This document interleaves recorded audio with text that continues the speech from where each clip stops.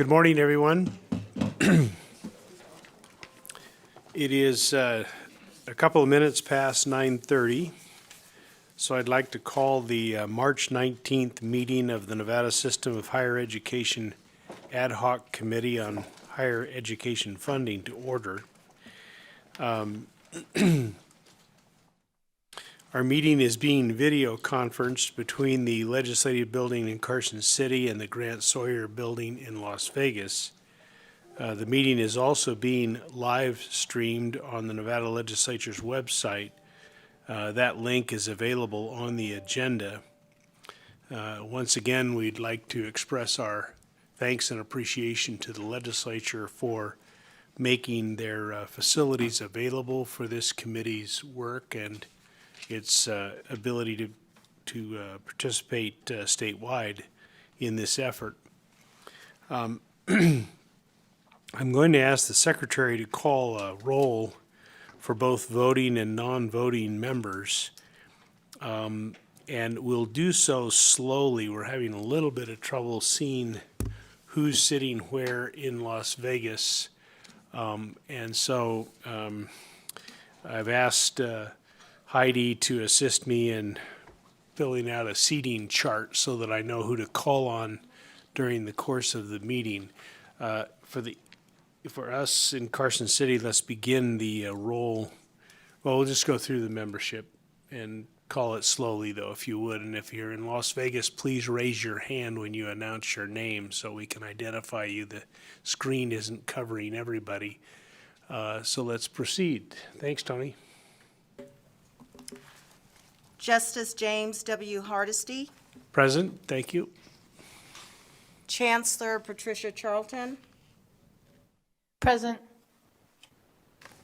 Regent Byron Brooks. Here. Senator Carrie Buck. Here. Mr. Glenn Christensen. Here.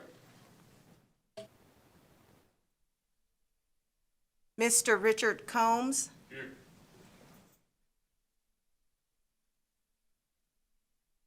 Regent Carol Del Carlo. Here. Senator Marilyn Dondero Loop. Here. Miss Betsy Fretwell.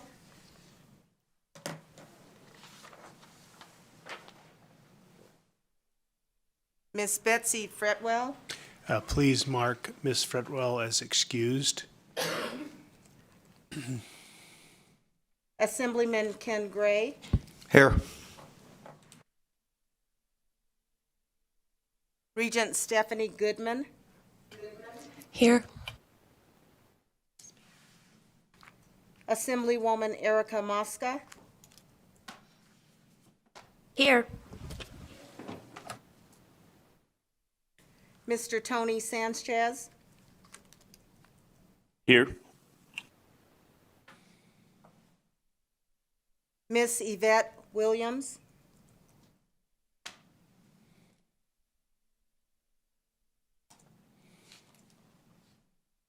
Miss Yvette Williams.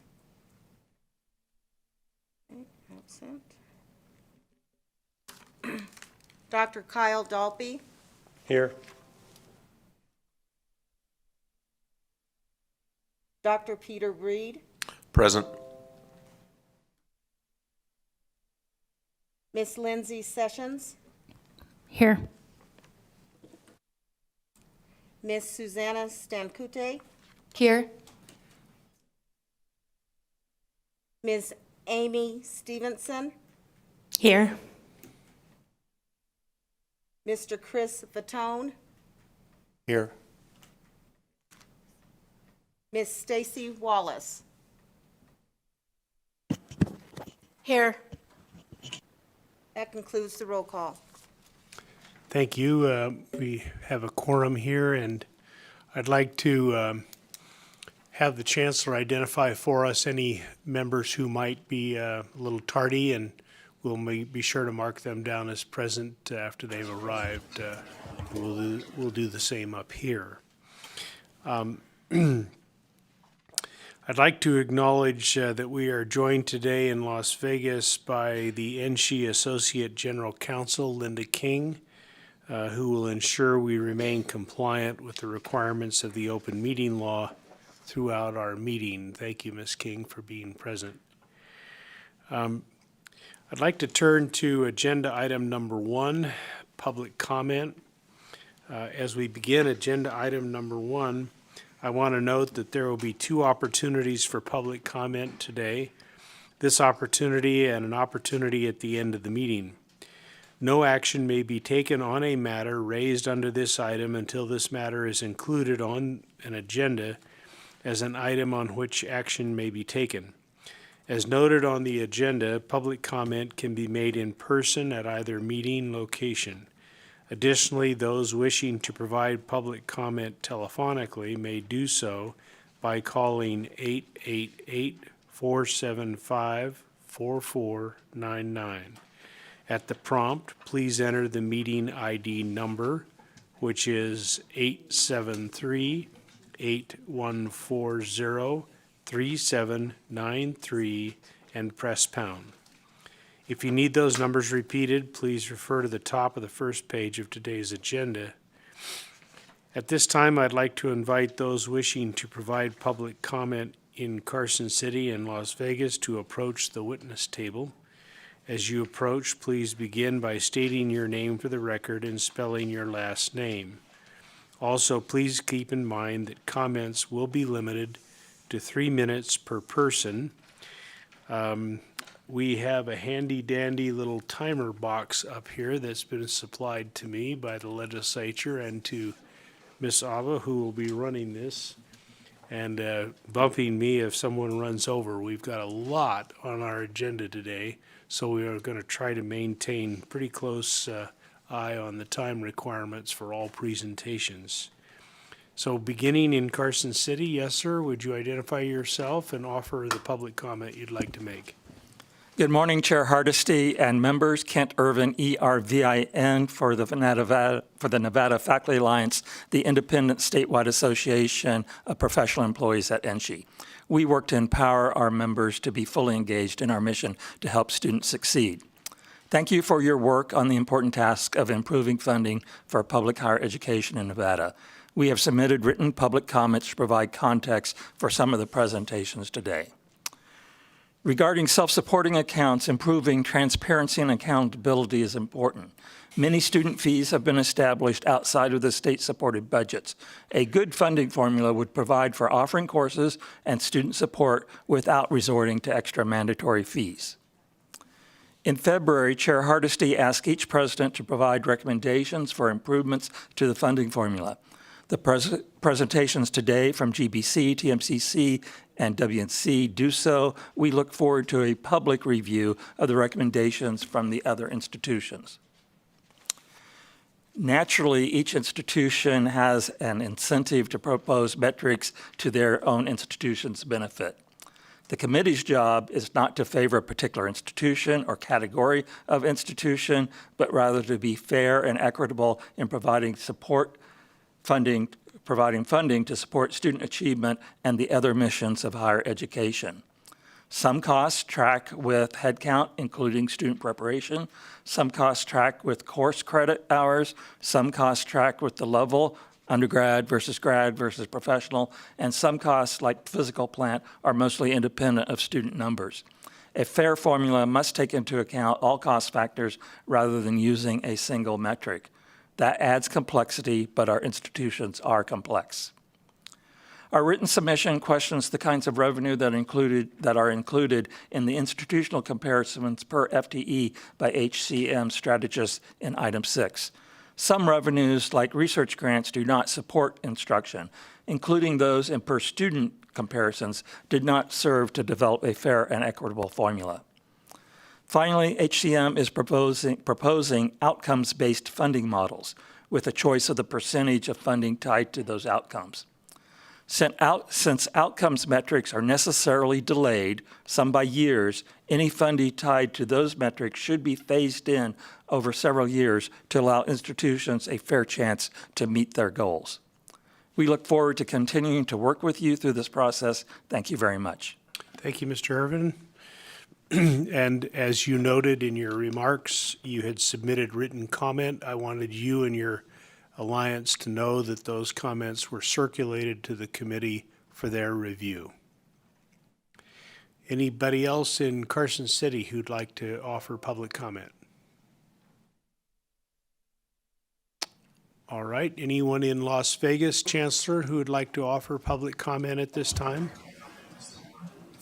Good morning, Chair. At this time, no one has come to the table to provide public comment. And just for the record, Ms. Yvette Williams has joined the meeting at 9:35. Thank you. Welcome, Ms. Williams. All right, then we will proceed with the next agenda item. Excuse me.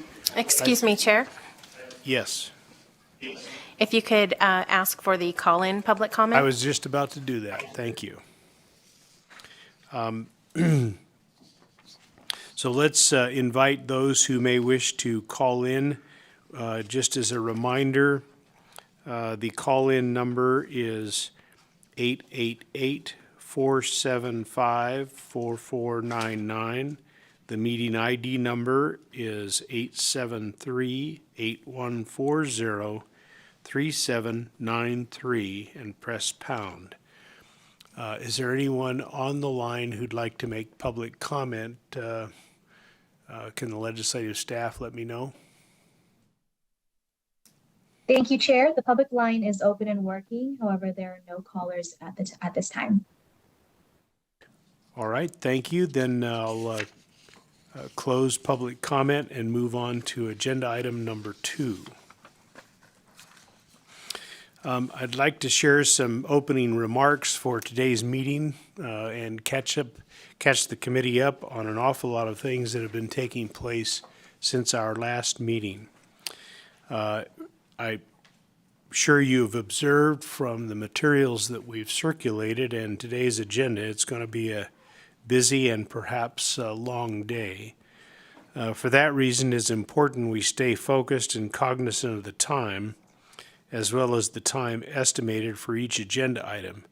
That said, I don't want to restrict committee members from asking questions or offering comments. So we'll do our best to stay reasonably within the time allocated for the agenda item, but please don't be intimidated to jump in and participate in any questions or issues you want to raise.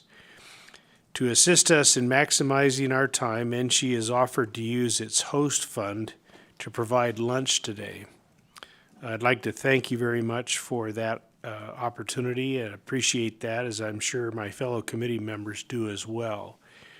Committee members in the Carson City should or have placed lunch orders with Tony, and the committee members in Las Vegas should place their lunch orders with Chelsea by 10 today. You should have a menu at your seat. Please note your selection and include your name on the order. Tony and Chelsea will pick them up shortly. We cannot eat in the meeting rooms, so when we get ready for a brief 20-minute lunch break, Tony and Chelsea will help the committee members find the rooms where their lunch will be served. In Carson City, that room number is 3137 for our purposes, and I'm sure the Chancellor will get the room number in Las Vegas. As we begin today's meeting, I want to provide an update to the committee on work that has been underway since our February meeting. First, following our meeting in February, each president was asked to provide specific recommendations to improve the NSHE funding formula, including the performance pool. I reached out to them through the assistance of staff with specific questions, but also with general requests for recommendations. Each president was asked to focus his or her recommendations on the specific needs of their institutions based on the concerns expressed during the February meeting. Every president responded timely to the request, and I want to express my sincere appreciation to all of the presidents and their staff for providing such thorough assessments and analysis in their responses. My review of their responses, along with that of the staff, has been completed. We forwarded those to HCM strategists so they can consider the recommendations in their work, especially as it pertains to the development of recommendations for the future of NSHE funding formula and a performance pool. In addition, our staff also reviewed the recommendations and developed a spreadsheet that summarizes the approximately 140 recommendations that were provided. They have consolidated similar recommendations and grouped them by theme.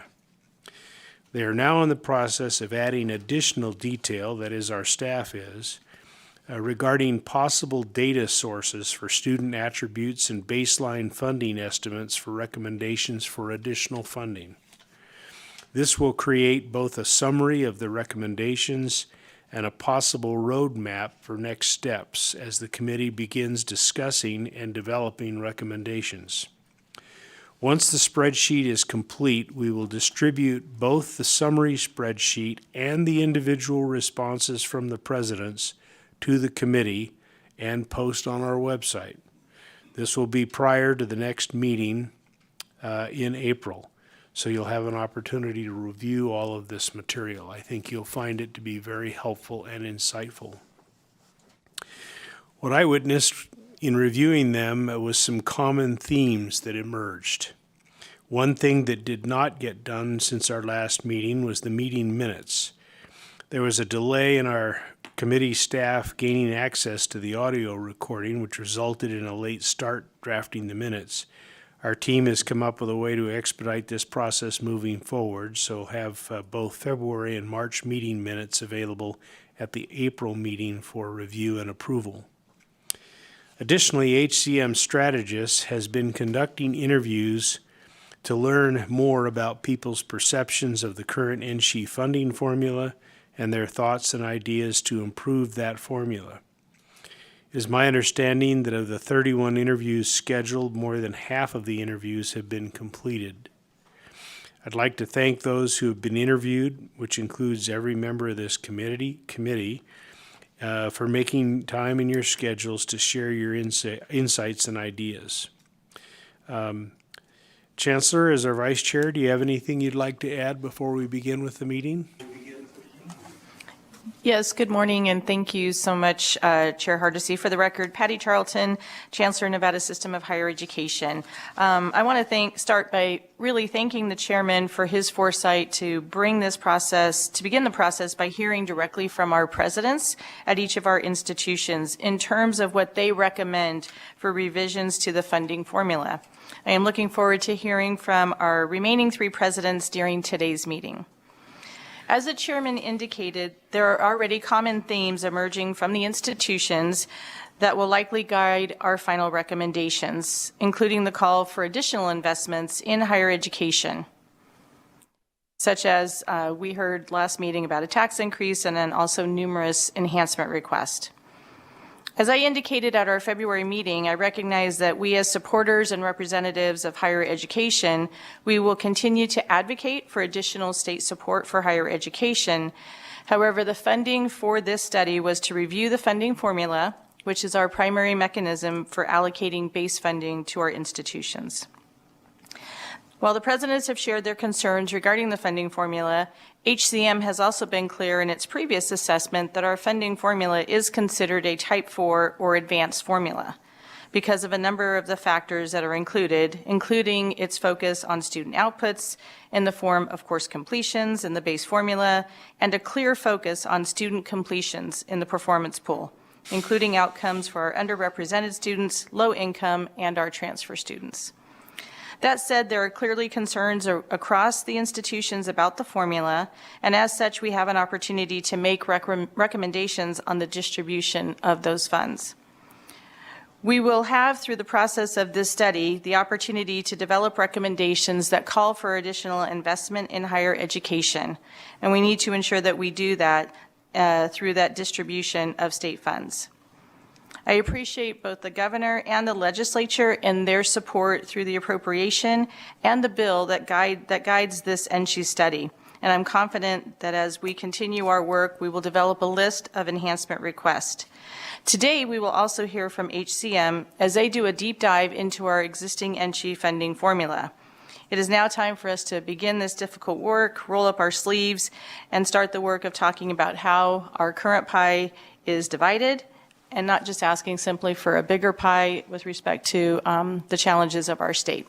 So thank you so much for the opportunity. Thank you, Chancellor. Before we move into our agenda, I have one request to all presenters. I'd like to request that you avoid the use of acronyms. Many of us, particularly me, are still learning about higher education funding and budgeting. So we're not yet experts on the terminology or the acronyms used. So please bear with us, or at least me, and help educate us in these terms as you move along. Let's turn now to agenda item number 3. As you know, the charging responsibilities for this committee involved an understanding and a review of self-supporting accounts. And this agenda item was originally scheduled in the February meeting, and I asked the NSHE Chief Financial Officer, Chris Vitton, to be present today to provide the report he was already prepared to provide in February. So this presentation is intended to lay a foundation for agenda item number 5, which looks at the use and budgeting of self-supporting accounts by NSHE and best practices in other states. So, Chris, if you're ready to go. Good morning, Chair, committee members. Chris Vitton, Vice Chancellor for Budget and Finance, Chief Financial Officer for the system. Thank you for the opportunity this morning to provide this presentation on NSHE self-supporting and non-state accounts and an overview of some of the practices and protocols around those managing those funds. Topics planned to cover today, I wanted to start off with some perceptions around our self-supporting accounts and then go over an overview of what represents self-supporting funds and the practices the system has in place and around management and reporting of those funds.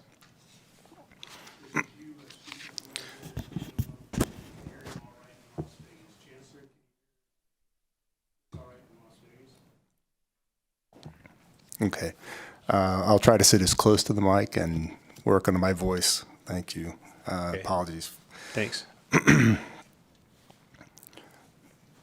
So wanted to start with just acknowledging some perceptions of the system with respect to our self-supporting funds. We're aware that because NSHE has self-supporting activities, that often there's some discussion around the ability for NSHE to fund activities from its own resources versus seeking state support.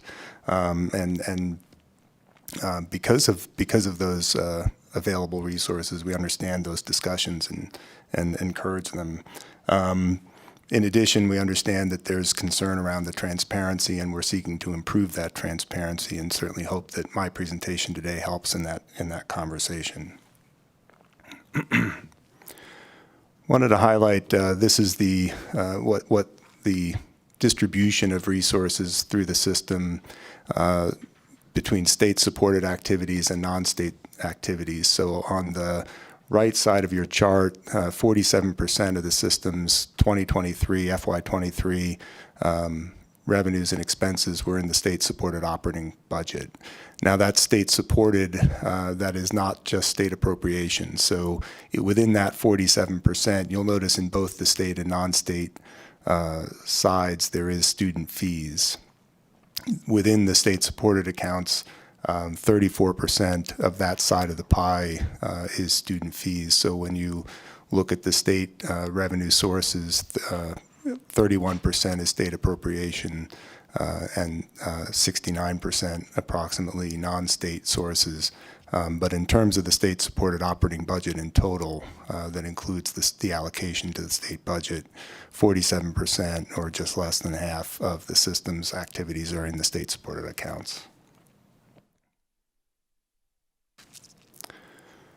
So what are self-supporting funds? On the left-hand side here, we have the different types of revenue sources that fall in this category. And I'll comment, I'm the accountant, and I can get caught sometimes getting into very fine levels of detail or clarifications around some of the terminology. I'll try to keep at a very high level today. So, but just for in terms of explaining that a little bit, there are activities that the board has a definition of self-supporting that excludes certain types of activities, in particular grants and the like. So when we say self-supporting, it's a more narrow focus. It's not all non-state activity. In our self-supporting accounts are categories that I've highlighted on the left here. Student tuition and fees, again, that portion of the registration fee that is not allocated to the state-supported operating budget, but then all other student fees, all of the term and course fees that are approved through the Board of Regents for the campuses. In addition to that, a large area of activity is sales and service, and there you have athletic programs, ticket sales, other event activities. The facility and administration revenue, that's the administrative overhead that's allowed on federal awards, sponsored activity, systems investment income, and then other revenues, for example, leases and other sources. On the uses you tend to see very similar to the uses on the state-supported accounts as well. So instruction, research, public service, academic support, these are all functions that are defined in our accounting pronouncements in higher ed. So we're following the same protocols that you would find in other, for comparability across higher ed.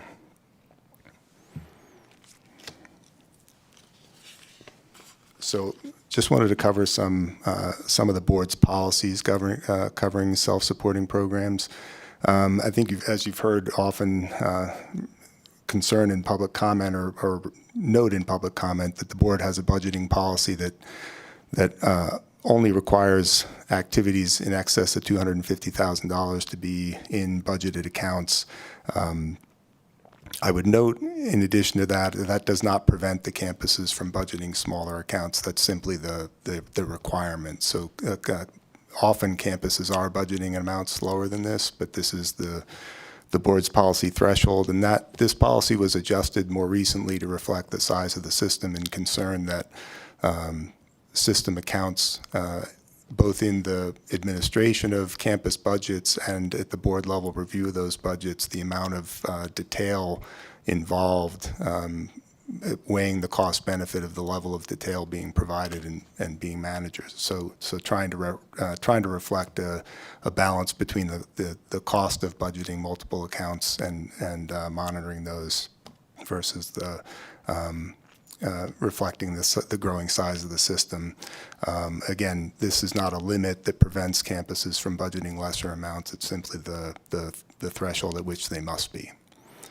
As I mentioned on the previous slide, the self-supporting accounts have a definition in the board policy that excludes activities such as grants and contracts, plan accounts that are projects. Those will also be budgeted, but under different protocols. Student fees, while excluded, are generally more are budgeted than not. This is simply to allow for special course level smaller fees to be under a budgeting threshold. And then scholarship funds. Scholarship funds are managed through scholarship offices and generally forecast based on activity. So they're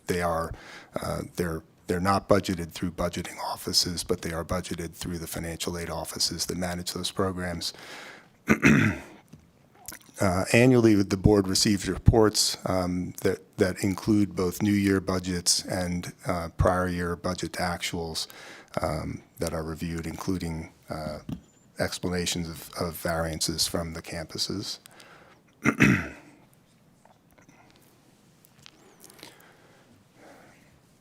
In terms of reports that are produced, besides the comprehensive self-supporting budget reports that look at the campus's self-supporting activity in total, there are numerous reports that pull out segments of the activity, and they're very focused on particular activities or particular fees. So I included this slide here just to provide a list of all of the reports that are actually prepared by the system and presented to the regents over the course of the fiscal year.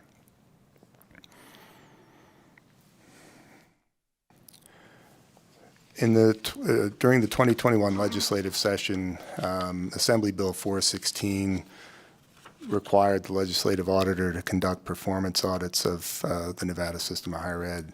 Those performance audits fell into three categories. They covered the institution's foundations and gift activity, capital construction projects at the two universities, and the one that we're covering today, reserves and self-supporting accounts.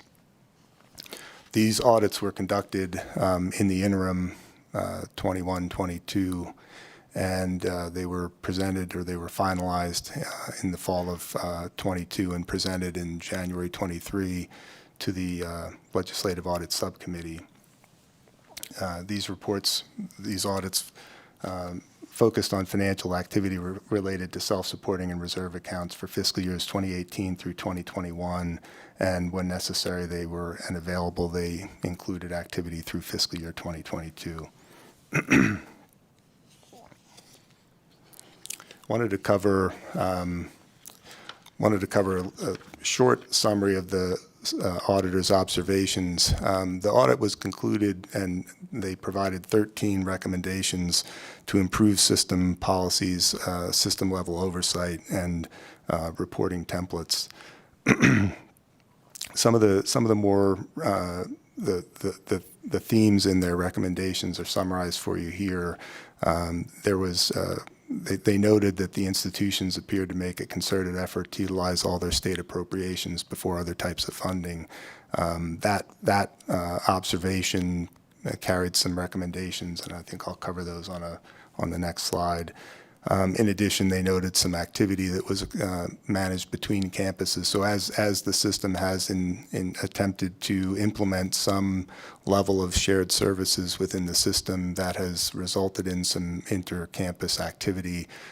In some cases, this occurred with self-supporting programs, and others it was utilizing state payments between campuses, and so the auditors highlighted some of that activity. They mentioned questionable use of certain board-approved fees, and I can talk a little bit more, I think, on the next slide about what put that questionable into context for you. They noted some instances of inaccurate or incomplete reporting, and a lack of policy guiding reserve accounts in general. So. The system, upon completion of the report, the system accepted all the recommendations and began taking steps to implement changes to board policies and system procedures to address the recommendations raised by the auditors. In particular, as I mentioned, the observation concern regarding the system's protocols around management of state funds, and in particular the utilization as a priority over other sources. There was a concern about the system's expense transfer policy, and noted in particular timing around the end of the fiscal years. So that policy has been amended and added a requirement for transfers from non-state activity to state activity to be reviewed by a designee of the campus business officer prior to completion. That policy was adopted. The system's actually been working on an update or business process configuration in our automated system to facilitate that control in an automated business process. regarding the that policy addresses the need to actually to document and understand the relationship of the expense to the state-supported operating budget. Regarding the concerns about the questionable use of student fees, policies were updated for the use of student fees and requirements for programs where multiple funding sources, which was one of the concerns. The concern was regarding questionable was lack of clarity in board policies regarding certain fees, and in certain programs it was noted that the campuses had commingled student fees with other revenue sources, and so question being able to map or identify the specific expense or specific revenue that may have funded a particular expense within the program. Generally speaking, I think the campus's approach on those commingled sources was where a program had insufficient student fees and there were other revenues available, and so they were commingled with the understanding that the student fees were being fully expended, but nonetheless it was noted it was not clear, and so the policies were adjusted to address those concerns and encourage campuses just simply to not commingle those sources and separately account for them. The auditors had noted a lack of board policy regarding working capital reserves and campus reserves, and so a new policy has been adopted, and I can talk a little bit about where we are on that as well.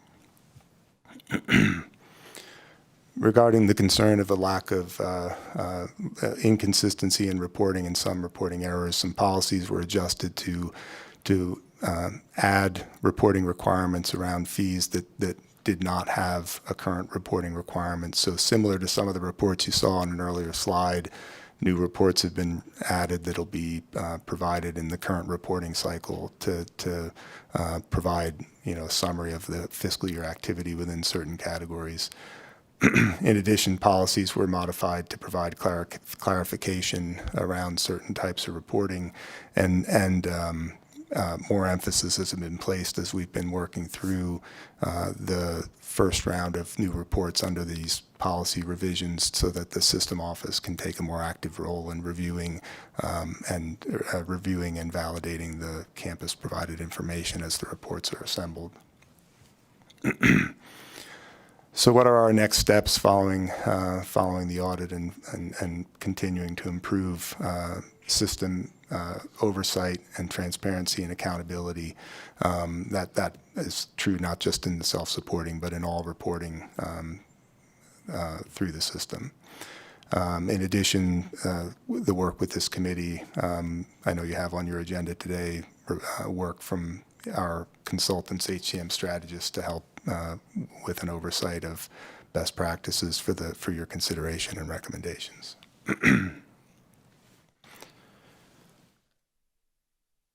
And with that, I'm at the end of my presentation. All right, thank you, Mr. Fadon. Are there any questions from committee members for Mr. Fadon on his presentation, first in Las Vegas? Mr. Christensen. Thank you, Chair Hardesty. Oh, sorry. Go Okay, ahead. Go sorry. ahead, Chancellor. Yeah, I can help facilitate that. So Mr. Christensen, then followed by Assemblywoman Mosca. Thank you. Thank you, Glenn Christensen, for the record. And thank you for your report this morning, Mr. Fatone. I was wondering if you'd had an opportunity to look at the letter that the committee received from the Nevada Faculty Alliance. We just got it last night, so I don't know if you've had an opportunity to look at it or not. Chris Fatone, for the record. Member Christensen, yes, I did have the opportunity. It was last night that I read it. I hope I'll remember enough of it to answer your question, but my question really is around characterization. And let me excerpt from the letter. It says, although reporting of self-supporting accounts is being improved by NSHE in response to the legislative audits, there remains a lack of full transparency. And that means that, thousands of accounts aren't being reported to the institutions, or from the institutions to the Board of Regents. And they said state-supported operating budgets and reported self-supporting accounts with NSHE audited financial statements indicates that about $375 million is missing from the reports to the regents. My question is, to what extent should we be thinking about some of these things? And do you agree with the characterization? Chris Fatone for the record. Member Christensen, I actually spoke with Mr. Irvin this morning, and Mr. Irvin and I have had a few conversations, and I've explained I do intend to update or make some continuous improvements on the self-supporting reporting to try to make sure we're addressing the concern that there's unbudgeted accounts that aren't included in the reports. I want to work with Mr. Irvin and kind of reconcile those differences. I suspect, taking a look at the information this morning, that the system-sponsored program activity, the research grants, are likely the most significant portion of that $375 million. The system had about $350 million in research and grant activity in fiscal year 23, which is that period that they were looking at there. And I have not had the opportunity to work with him to reconcile that analysis, but it struck me that those numbers were very similar. And again, those are the sponsored activity is excluded from the system self-supporting and other reports. It's included in the annual financial statement that's subject to audit. So the board does receive a comprehensive external certified audit, and referred to as the single audit, that covers the research and sponsored award activity. It's subject to, so they perform the financial statement audit that looks at the financial statement itself, and then they also conduct specific procedures around compliance under the Office of Management and Budget's requirements for research activity. So that activity is subject to audit and is reported. It's just reported in a different report. But again, I want to work with Mr. Irvin and kind of reconcile his analysis to the financial statement so we can confirm that that's the case.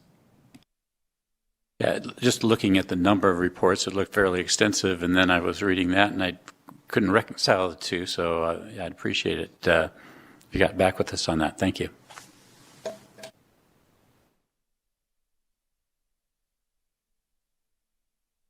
Assemblywoman Mosca. Thank you, Chair and Vice Chair. Thank you, Mr. Vitone, for this very helpful information, as well as meeting with me before this meeting to continue to understand and dive into this. My question is just on slide 4. I know that later we'll hear from HCM Strategies about what other states do, but in terms of our state, have you always seen, is this proportion of that 53% to 47%, is that what is typical? Has that changed over time? Just so we can understand our context here. Thank you.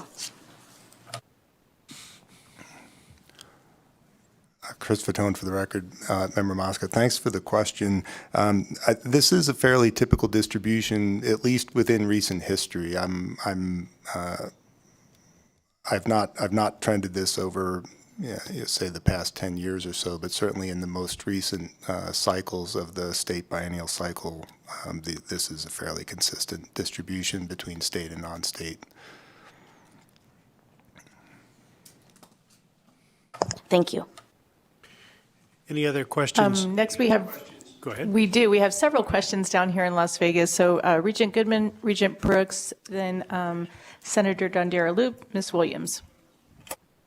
Thank you. I just have a point of clarification. Mr. Christensen, I just want you to know that although Nevada Faculty Alliance sounds like it represents all faculty, and it would be concerning to receive such a letter, but they are in fact a union that is only represented on some of the campuses. Our faculty senate chairs actually represent all faculty on each campus, and I just wanted to make that clarification for you. Regent Brooks. Thank you, Interim Chancellor. Having heard what Regent Goodman just laid out in terms of clarification of the NFA and where they do sit, I'm not sure that I need to continue on. Thank you. Thank you. Senator Dondera-Loop. Thank you very much, and thank you for this information. I just had one clarifying question. I noticed that in the non-state accounts, there is student registration fees from in-state, and the state registration fees, the student registration fees are over there as well as student non-resident tuition. So why is it that those are not, they don't feel consistent to me, that all student registration fees don't go over there and that's state supported? So could you just explain that, please? And that would be on page 4. Sure. And Chris Fatone, for the record, member Dondera Loop, thanks for the question. The registration fee that all students pay on a per credit basis, a significant portion of that is allocated to the state-supported operating budget, and that allocation is part of the biennial process where the board approves the campus's split of the registration fee between the state and non-state budgets. And then that information is also included in the budget requests that move forward and are reviewed by the legislature. Generally speaking, the non-state portion of the registration fees are for items like capital improvement fee, general improvement fee, activities and programs.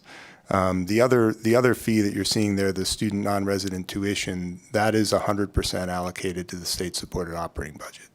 So the student registration fees referenced there is the per credit registration fee that all students pay, resident and non-resident, on a per credit basis for registering in the classes. Though that's where approximately it varies from the universities, the community colleges, and Nevada State University, but generally in the 70% range is allocated to the state-supported operating budget, and the balance being split between capital improvement fee, general improvement fee, activities and programs, and then the non-resident tuition being 100% state-supported operating budget. And does that answer your question, or can I? Thank you. It's a lot. Thank you very much. Ms. Williams. Thank you. Yvette Williams, for the record. I think the senator just kind of started to answer that question for me, but to clarify better, because I'm trying to wrap my mind around the student registration fees and other student fees as well. On slide 4, what percentage of the student registration and other student fees represent non-state versus state funding? And then on that slide 4, and then on slide 5, what percent of those student registration fees make up the total source of non-state funding in slide 5? Chris Fatone, for the record. Thank you, Member Williams, for the question.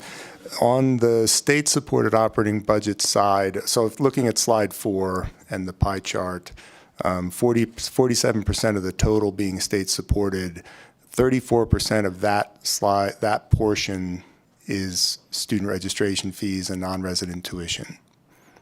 So about 66% state appropriation and 34% registration fee and non-resident tuition. On the left-hand side of the chart in the non-state accounts, the about 20% of the 53% is student registration fees and other student fees.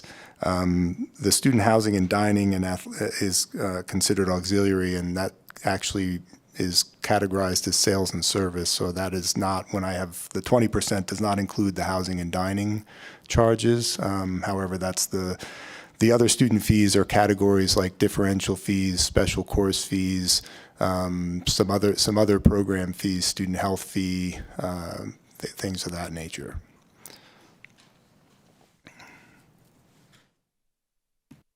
And then on slide 5, regarding the percentage of registration fees that make up the total sources of non-state funding.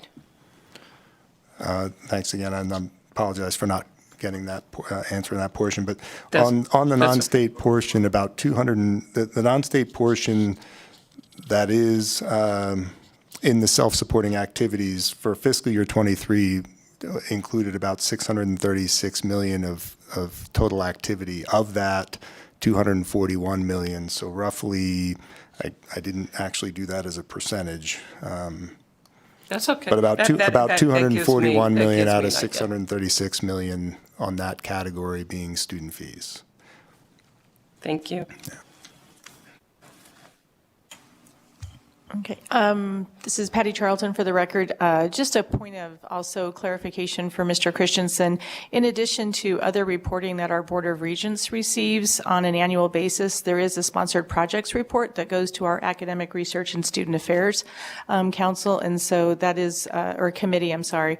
And so there's a lot of reporting that our board receives on an annual basis relating to financial matters of the system. Going to see if there's any other questions here in Las Vegas. Chair seeing no questions additionally here. Turn it to you. Thank you, Chancellor. Are there any questions of members of the committee in Carson City? Yes, we have one over here. Mr. Combs? Hello, Mr. Patton. Hello. When we're talking about the self-supporting accounts, one of the sources that you briefly touched on was the indirect cost recovery revenues.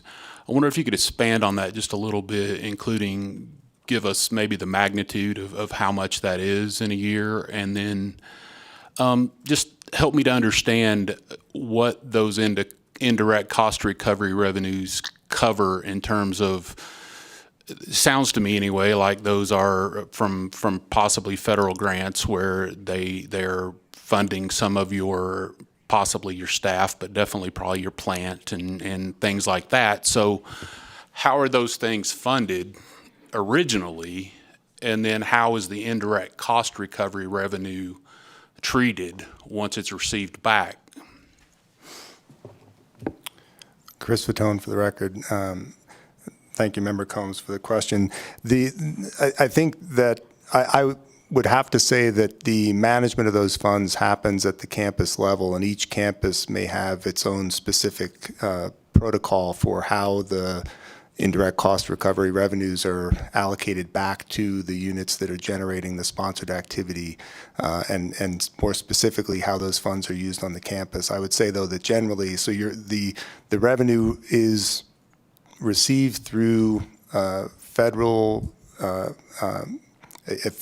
process by which the sponsor, the federal government, approves the indirect cost rate through a study and analysis of the campus's actual costs that supports the overhead rate that's charged to the grants.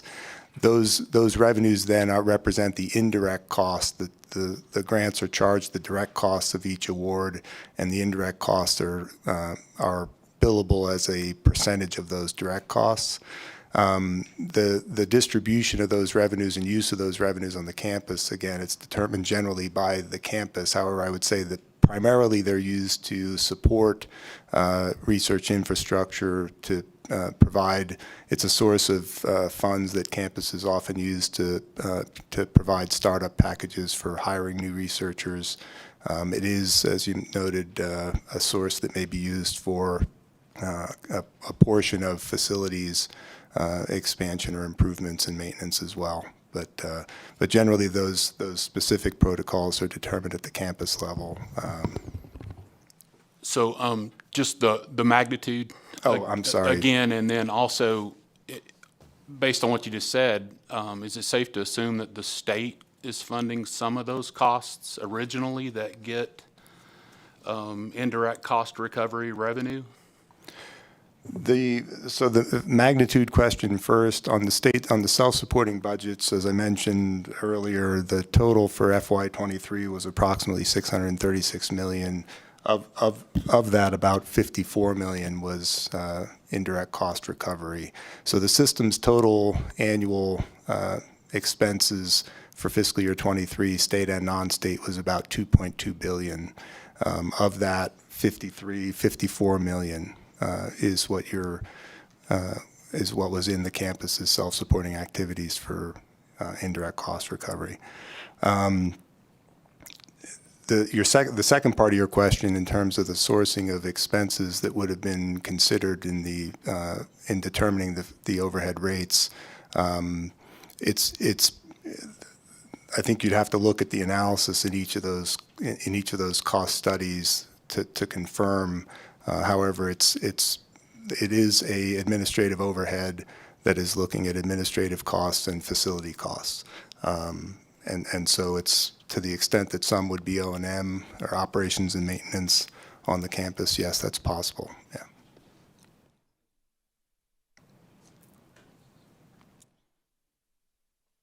Are there any other questions from the Carson City folks? All right, seeing none, I have a few follow-up comments and questions on this topic, if I may. For those of you who may not have seen it, I refer everybody to a document that was circulated called NSHE funding formula for the February meeting. And in that document, it contains on page 9 a comparison of revenue sources, including the self-supported accounts that were referenced. Additionally, we circulated, as part of our materials for today, the legislative audit. I don't know if folks have had an opportunity to look at or research that, but I would recommend that. And as a follow-up to the questions that were raised by people by committee members today, I'm going to ask Mr. Vuitton to follow up with a presentation at our next meeting on some specific areas of his slides. In particular, the question by Senator Dondero Loop, it deserves more specific analysis.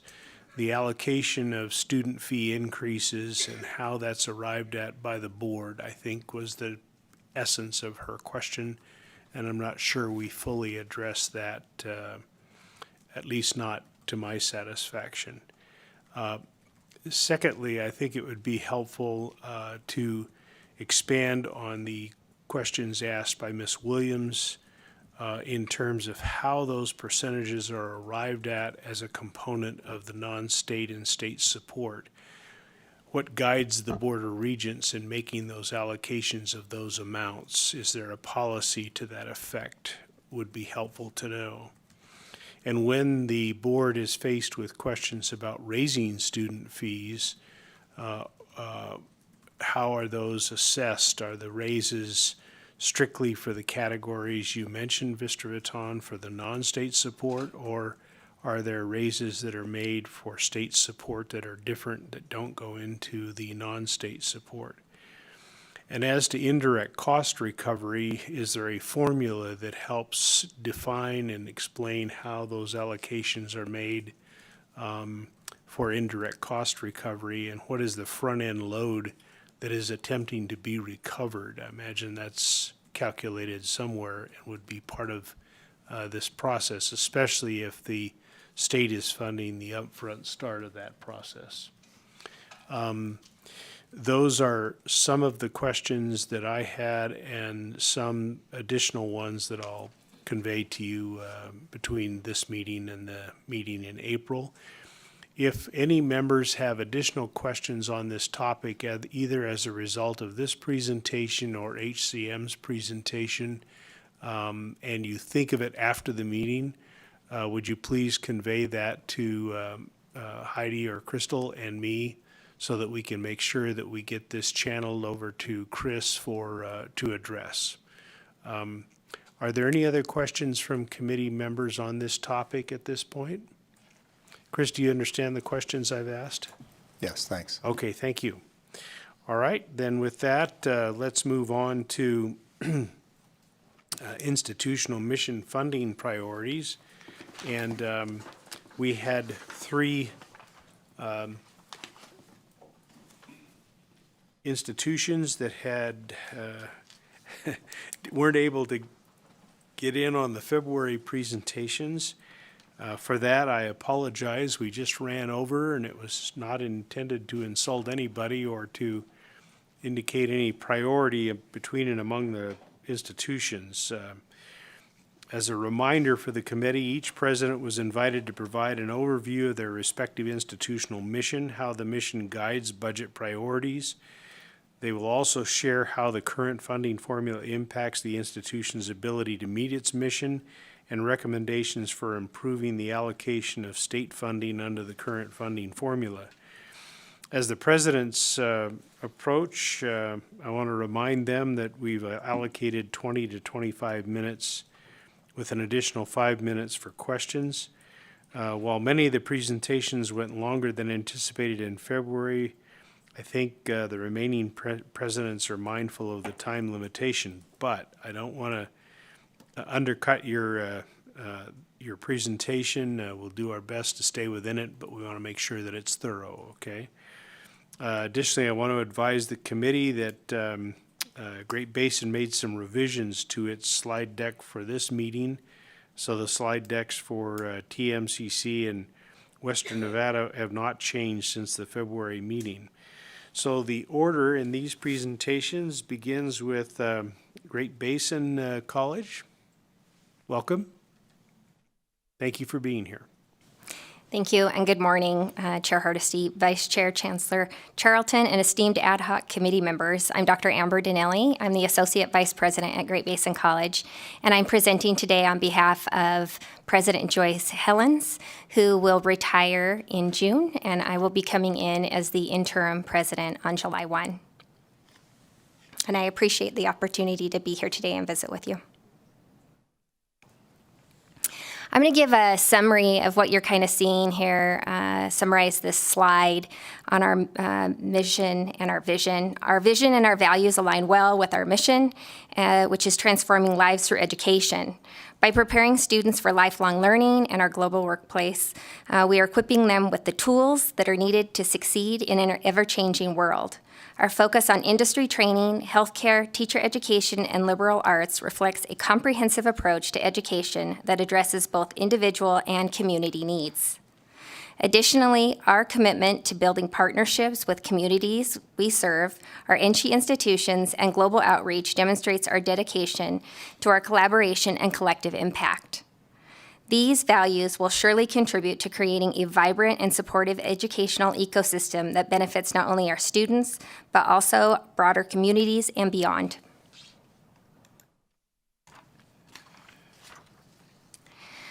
Our institution serves a diverse student body. Our student range is usually between 3,200 and 3,500 students, with 65% being part-time students. Notably, 92% are from within our state. Our online enrollment consists of 76%, showcasing our commitment to accessible education opportunities. We are proud of our accreditation accommodations for distance education, affirming the quality of our online programs. In terms of race and ethnicity, our student population is 55% white, 26% Hispanic, and 18% other. This past year, we went from 16% Hispanic to 26%, and our status is now as an emerging Hispanic serving institution. In recent years, our institution has experienced a significant shift in the funding dynamic, particularly in state appropriations. Historically, state appropriations comprised of a substantial 60% of our core revenue. However, due to a changing economic condition and budgetary priorities, this percentage has declined to 38%. This shift underscores the importance of diversifying our revenue streams to mitigate the impact of fluctuating government funding. Despite this challenge, we remain committed to our mission and our vision, actively seeking alternate sources of revenue while maintaining the quality and accessibility of our education programs. The Mining Center of Excellence is a collective effort between Great Basin College and the University of Nevada, Reno, aimed at advancing industry-focused education within our mining sector. Through this partnership, GBC and UNR will combine their expertise and resources to offer comprehensive programs, hands-on training that addresses the ever-evolving needs of our mining industry. Together, we are dedicated to cultivating the next generation of skilled professionals equipped for sustainability, safety, technology advancements in mining. This collaboration strengthens our educational offerings, fostering innovation, and drives economic growth in our region and beyond.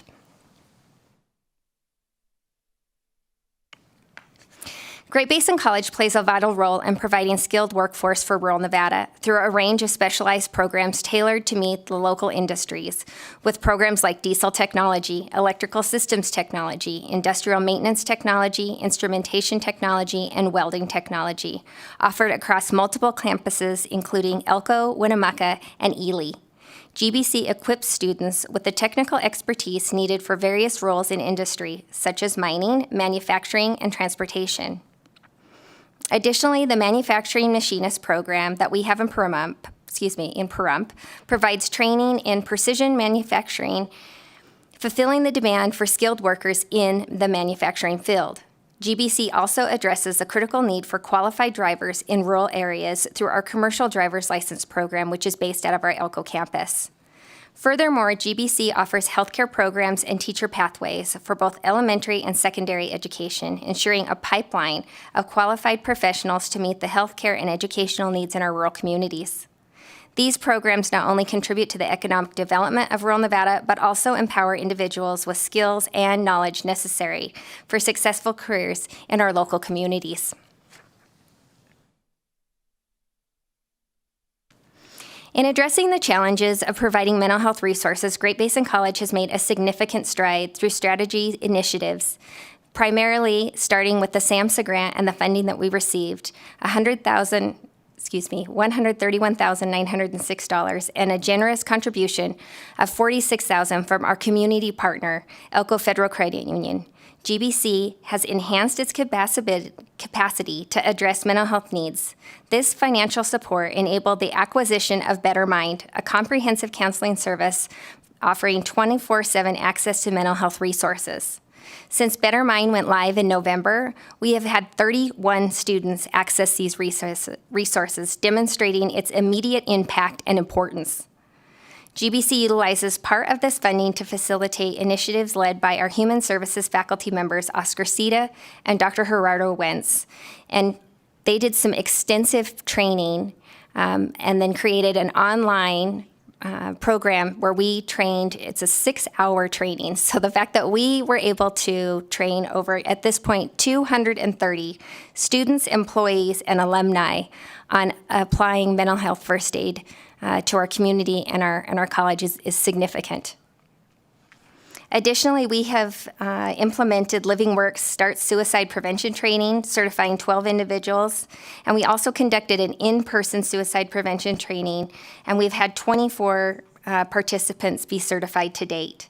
These efforts underscore GBC's commitment to fostering a supportive, mentally healthy campus environment, even as we face challenges of securing sustainable funding for these crucial services beyond the current funding year.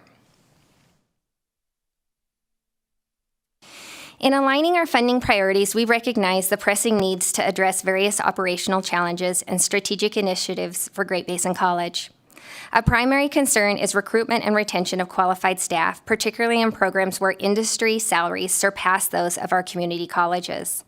Additionally, we must be proactively planning for these increases in the utilities, and our total expense at this point is in excess of $240,000. In addition to bolster our institutional viability and outreach efforts, we aim to allocate resources effectively towards marketing initiatives, ensuring maximum impact to promoting GBC and its programs. Enhancing campus security is paramount, with plans underway to implement the limited access measure through door control access with an investment of around $150,000. Moreover, we have several deferred maintenance projects, including roof and HVAC system replacement, as well as college-wide ADA compliance upgrades, which require immediate attention to uphold the safety and functionality and the standards on our campus. In terms of capital project, our focus will remain on our Berg Hall, which is something that we want to create as a one-stop shop with an estimated $2 million budget. The $1.5 million that was allocated to GBC's capital projects last year is being utilized for essential infrastructure enhancements. Furthermore, prioritizing the modernization of our library into an innovation and technology center is imperative, and we intend to pursue federal funding opportunities to support this initiative. In addition to our funding priorities, it's imperative to address the looming deadline regarding the development of our land in Pahrump. Failure to commence the development by 2026 will result in the loss of this valuable asset. As such, swift action is needed to initiate planning and designs at an estimated $2.3 million. This underscores the critical importance of strategic decision-making and resource allocation to safeguard the long-term viability and growth at Great Basin College. For our funding recommendations, an area consistently affected by the current formula is our part-time student population. Part-time students represent 68 to 71% of our overall student body. Despite this, our institution boasts a commendable graduation rate of 48%, indicating a high level of persistence among our part-time cohorts and effective retention efforts. It is worth noting that both full-time and part-time students require the same equivalent support and resources. Our recommendation is that we suggest incorporating a factor of 0.33 to 0.5 for each part-time student into the funding index, reflecting their substantial presence and resources that they need. By addressing the needs of our part-time student populations through adjustments to the funding formula, we aim to ensure equitable support for all students and to maintain our commitment to fostering academic success and retention across our diverse demographic groups. The small institution factor has not been increased since 2013 and does not reflect the cost associated with running a small institution. With our 4 campus locations throughout rural Nevada, the increased cost of running multiple locations and distances between our sites is currently not reflected in the small institution factor. As a smaller institution, we do not have the financial bandwidth to provide all the required resources for students, but as an NSHE institution are required to. One way to measure and look at this is with our part-time students and what we have versus our FTE and our head count. So in fall 2023, our FTE represented 1,855 students, while our head count actually represents 3,049 students. For each full-time student, we serve 2.1 part-time students. We have a couple of recommendations. We have option 1, which is to add a second metrics to the calculation for the small institutional factor to support the higher number of part-time students. Option 2 is to adjust the $30 weighted student credit hour dating back to the year that it was established. Workforce development is a cornerstone of our mission, as we understand the critical role that education plays in preparing individuals for success today in our rapidly evolving CTE job market. Whether students are pursuing a career in technical fields or seeking education in academic disciplines, GBC offers a wide range of programs and resources to help students achieve their goals. Our recommendation is to create a funding multiplier of 4.0 based on the weighted student credit hour for all CTE disciplines. Year-round funding. During the summer of 2023, GBC had 682 students that enrolled in college courses. The nursing program is the only program at Great Basin College that is funded year-round. Our recommendation is funding college summer classes like traditional college semester courses, promoting accessibility, flexibility, timely graduation, academic support, and revenue generation, benefiting both students and institutions alike. For the performance pool, we recommend removing the performance pool as a carve-out and to make it part of the base. Implementing a 3-year rolling average funding model of the weighted student credit hour instead of the 2-year. This will allow for the fact that a single year will not create such a dramatic financial impact. Establishing a separate revenue stream supporting ongoing deferred maintenance and capital improvement projects is essential for ensuring the long-term viability, safety, and functionability of our institution's infrastructure. By prioritizing investments into infrastructure preservation, we demonstrate our commitment to providing high-quality learning environments, enhancing our campus safety and security, and positioning our institution for continued success and into the future. Lastly, I will mention the waivers, specifically the Native American waivers. Last year, in an entire year, we only had 11 of those 11 students that utilized those waivers. Our financial aid office has done a fantastic job in working with the 5 reservations that are in our service area. And it is a very positive thing to note that in fall, we had over 43 students access that just for fall. So I'll close out with that, and I welcome any questions that you might have. Thank you. Thank you very much for the presentation. I have some questions, but I want to have the committee have an opportunity to ask theirs first. Let's begin in Las Vegas. Chancellor? Are there any questions for Ms. Dinelli, Dr. Dinelli? Yes, Ms. Williams, please. Thank you, Yvette Williams, for the record. Couple of questions. Can you give a couple of examples of, and I'm just going to give it all to you, maybe you can just kind of answer it all in one, but examples of government grants and contracts versus other sources? I noticed that in your government grants and contract represents 23% and your other sources 22%. That's a total of 45%, almost half. And so I'm just curious as to some of the things that your institution is doing, because your in-state has gone down funding by almost half over the last decade. And so you're doing a really good job of finding money. So I'm kind of curious about what those look like. And then also your inflation impact over the last decade. Kind of have you seen kind of a year to year what kind of average percentage that may look like as it relates to inflation impact to your annual budget? And then lastly, I'm curious about the fund for unfunded mandate fee waivers. What does that dollar amount look like when we talk about unfunded mandates? Thank you. I hope that wasn't too much at one time. Thank you, Member Williams. For the record, Dr. Amber Dinelli. I'll try and answer each piece of that to the best of my knowledge. I can tell you that I oversee the grants, and we do a significant amount of grant work. In this past year, we have submitted for 18 grants, maybe 19, I think it's 19, and we have received 16 of those. So our funding revenue that we're generating out of those grants is significant. That's a mixture of private donors, private charitable trusts that we bring in addition to the state funding that you were talking about, Office of Energy, GOED, OSIT, all of those different programs that the state has. We also bring in funding from the Department of Education, specifically incentivizing teacher pathways, and we can break that out dollar amount. But I can tell you that we have generated close to over 11 million, I believe is our estimate, in the last year.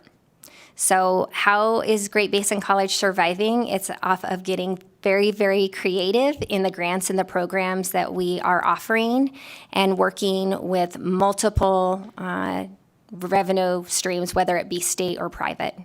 As for the inflation, we've seen that. I think everybody that has gone so far, the presidents have talked a little bit about, for example, the utilities. And with us having multiple campuses, our utilities this year is in excess of $240,000. So we are seeing that sharp incline.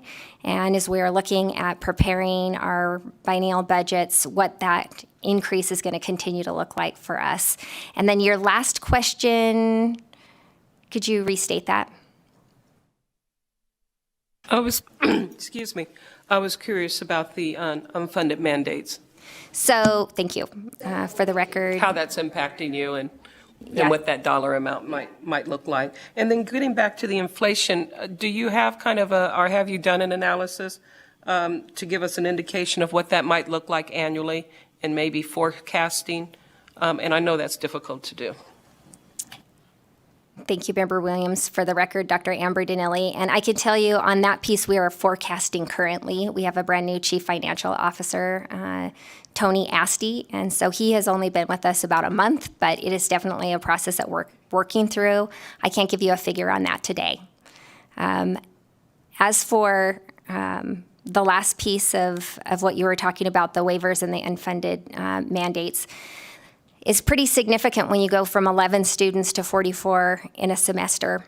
And so I think just in the fall, that figure was over 80,000 in unfunded, and those students have continued on into spring semester. So I believe that we'll be in excess just for the Native American waiver of probably edging up to around 170, 180,000. Just for that particular one. The other ones that we have, we don't have as many. We have some that are in our veterans waivers, and then also some that are in our foster care student waivers, but those are pretty low. The most significant waiver that we have right now is the Native American one, and we certainly want to target and cater a student population that's in our student service area, but it is at a significant price.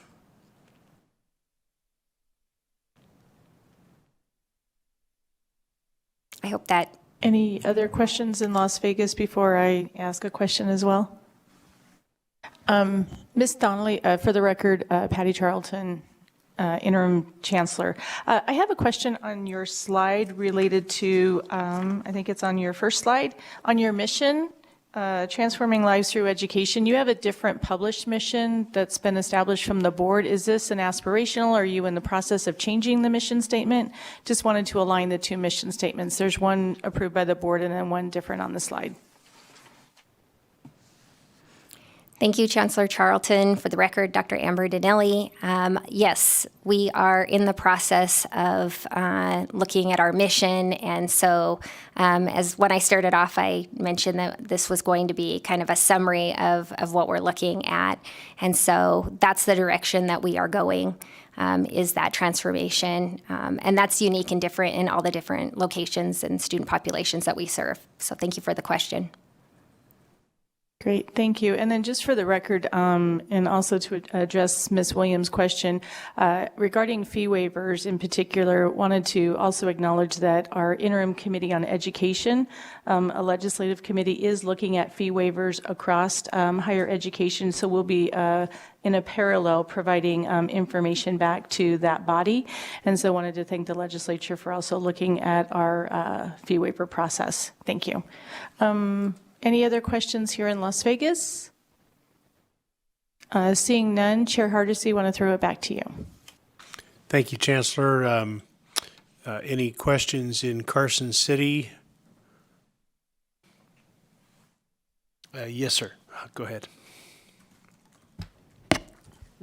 Hi, Dr. Nelly. This is Peter Reed, for the record. So I think you made an important point about the lack of full funding for supporting part-time students versus full-time students. And obviously, part-time students don't take as many classes, but they do require oftentimes a lot of the same support and services that the campus provides. And I wonder if you could just give us a couple examples of the types of supports that are necessary for part-time students that perhaps aren't accounted for in the current funding model. Thank you, Member Reed. For the record, Dr. Amber Dinelli.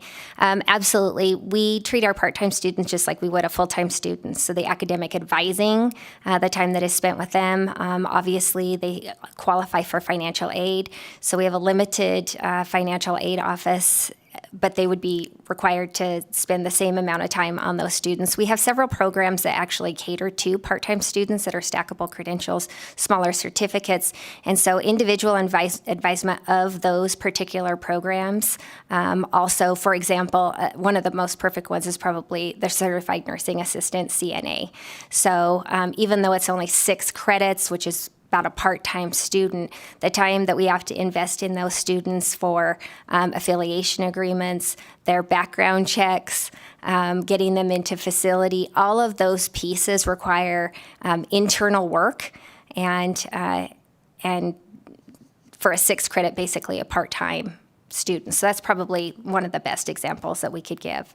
But any of the resources that we would have for any full-time student, we would definitely be sharing with them, including all of our mental health resources. Thank you for the question. Any other questions from members in Carson City? Yes, ma'am. Sorry about that. I just had a quick question about how many non-traditional students does GBC have? Thank you. So from, I believe it's 24 and older. Thank you. I appreciate that question, Member Stan Kute. Did I say it right? Great. For the record, Dr. Amber Dinelli. I don't have that figure off the top of my head, but our non-traditional students, if I had to guess a range, we're probably right around 38 to 40%. Thank you. Thank you for the question. Any other questions from members in Carson City? I have some follow-up questions. Could you provide us with the statistic that was just requested as a supplement? You were present when Mr. Fatton made his presentation about self-supported accounts. Do you happen to know the split for your institution between state and non-state funding? He indicated that split is across institutions, 53 to 47%. But what about your own institution? Chair Hardesty, thank you for the question. For the record, Dr. Amber Dinelli, and unfortunately, I don't have my financial advisor here, so I'd hate to give an inaccurate account of what that specifically is. However, I will write it down and I will make sure that that information is shared with you with the accurate percentages. Great. Well, he's been on the job a month, so let's get going. No, I'm just teasing. I'm just kidding. I'm sure he's watching. So then I had another question along these lines. Could you circle back to the slide that you indicated with regard to the breakdown of your funding? You've got a Better Mind program and then the next funding priority slide. Can you circle back to those slides?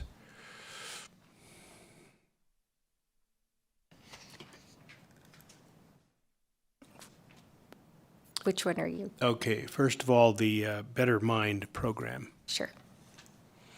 Is that an example of a program that is in your self-supporting reporting, or because of the amount at $130,000, it isn't part of the self-supporting reports?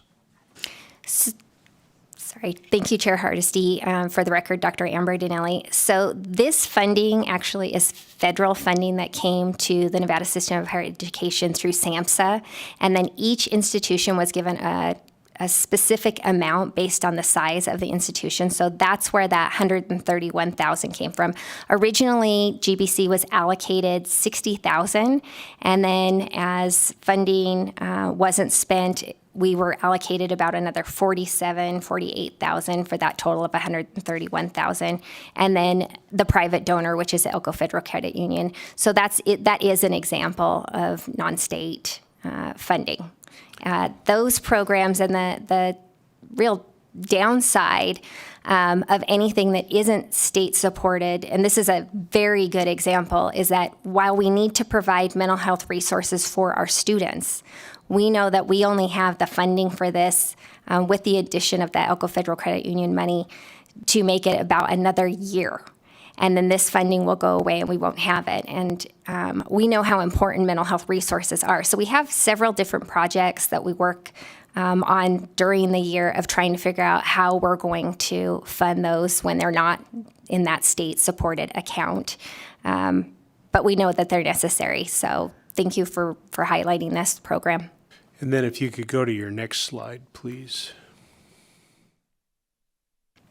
You indicated funding priorities, deferred maintenance, capital projects. Are you able to break out those items between state-supported and non-state supported? And you don't have to do it right now. If you wouldn't mind providing me with a supplement of your presentation, so that I have a breakout of those. I'd like to share with the committee examples of what we're talking about here. Thank you, Chair Hardesty. For the record, Dr. Amber Dinelli, absolutely. I think that's a great idea, too, so you guys can really see the difference between how we're utilizing those funds. So thank you for the question. We'll make sure and get that information to you. Thank you very much for your presentation today. Really appreciate it. It's been very helpful to our understanding of your institution, and we really appreciate you being here. Thank you, and thanks for the follow-up responses. I think it'll aid the committee in understanding what we're trying to achieve here. Thank you very much. Thank you, and guys. good luck Thank you. as an interim president. When do you begin your term? July 1. Oh, boy. Yep. Oh, wait, good luck. Thank you very much. All right.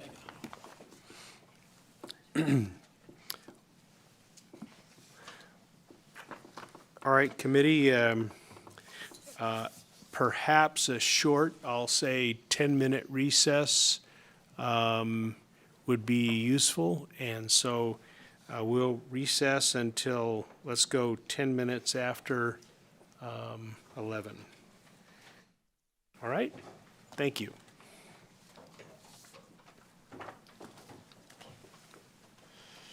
Good job. So,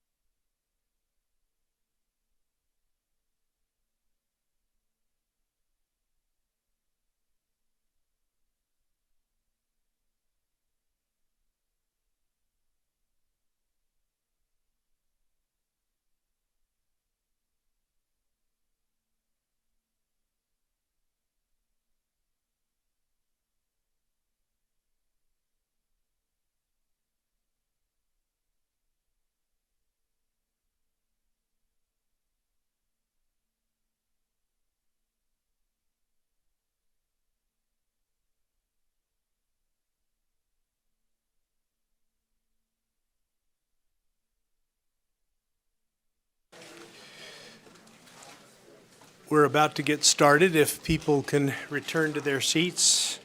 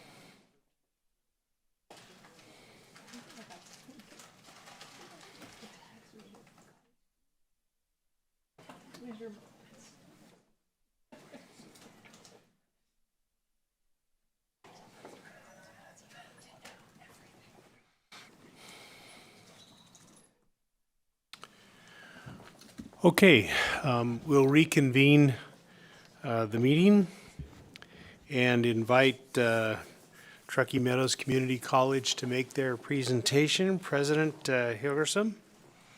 Well, good morning, Chair. Oh, is this on?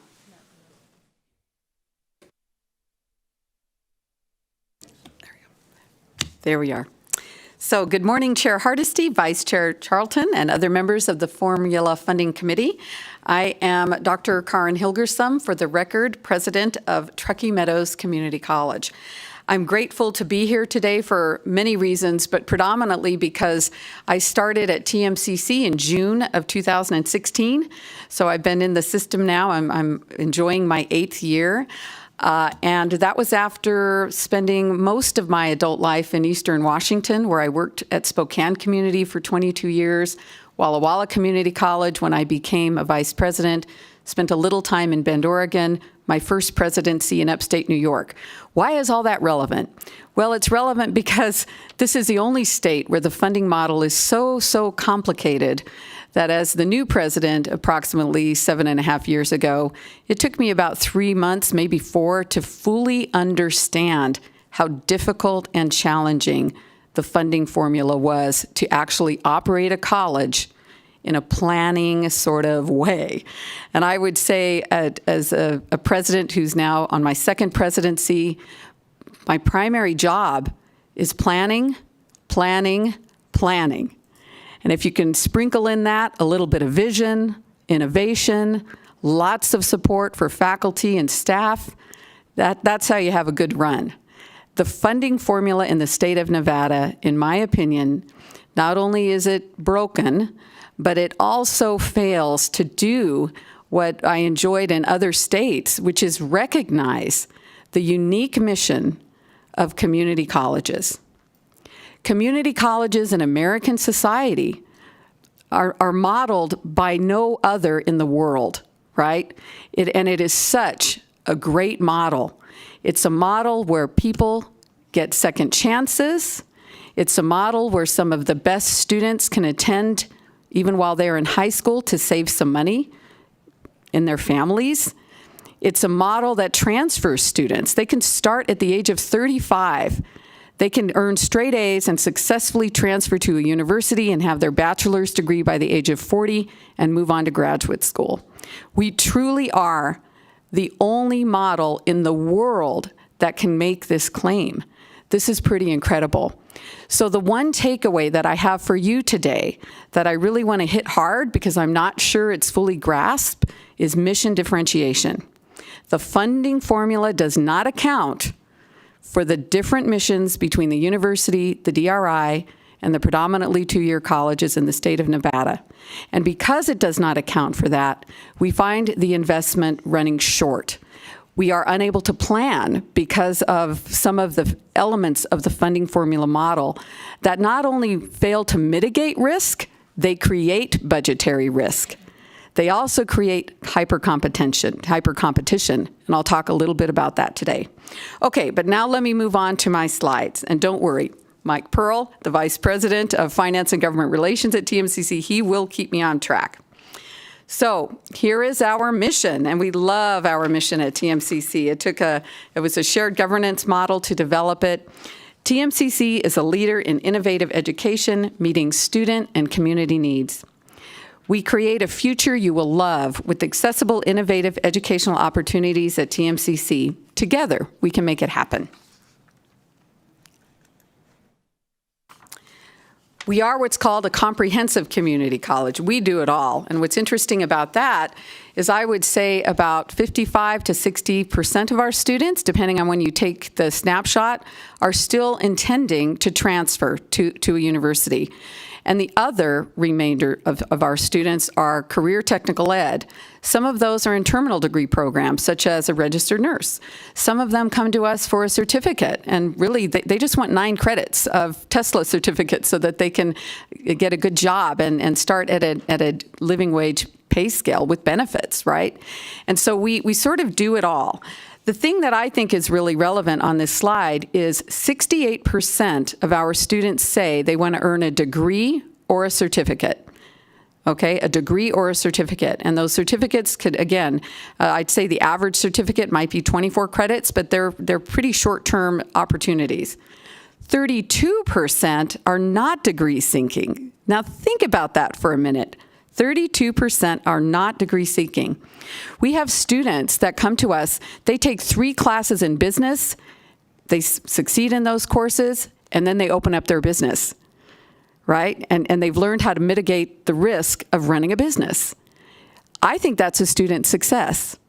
However, that student will probably not be counted at all as a student success in the formula funding model other than they did complete their course, which is good, right? So that's that weighted factor for course completion. And just as a reminder, enrollments don't drive the formula. Completed credits drive the formula, right? So that's different than any other state I've worked. So that's really, to me, an important point. Okay, so let's talk about how the mission and objectives guide budget priorities. Well, first of all, in the state of Nevada,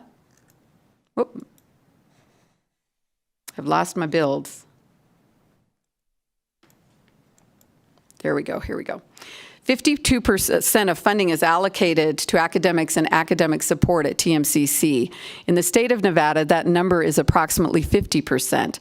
So we're happy that we're achieving that standard because really, you really want to be putting the majority of your funding where it counts the most, and that's in the classroom, right? The people who interact most frequently with students are the faculty, right? If you've got a student that in a 3-credit class, you get to see them and interact with them potentially 3 days a week, which is really important.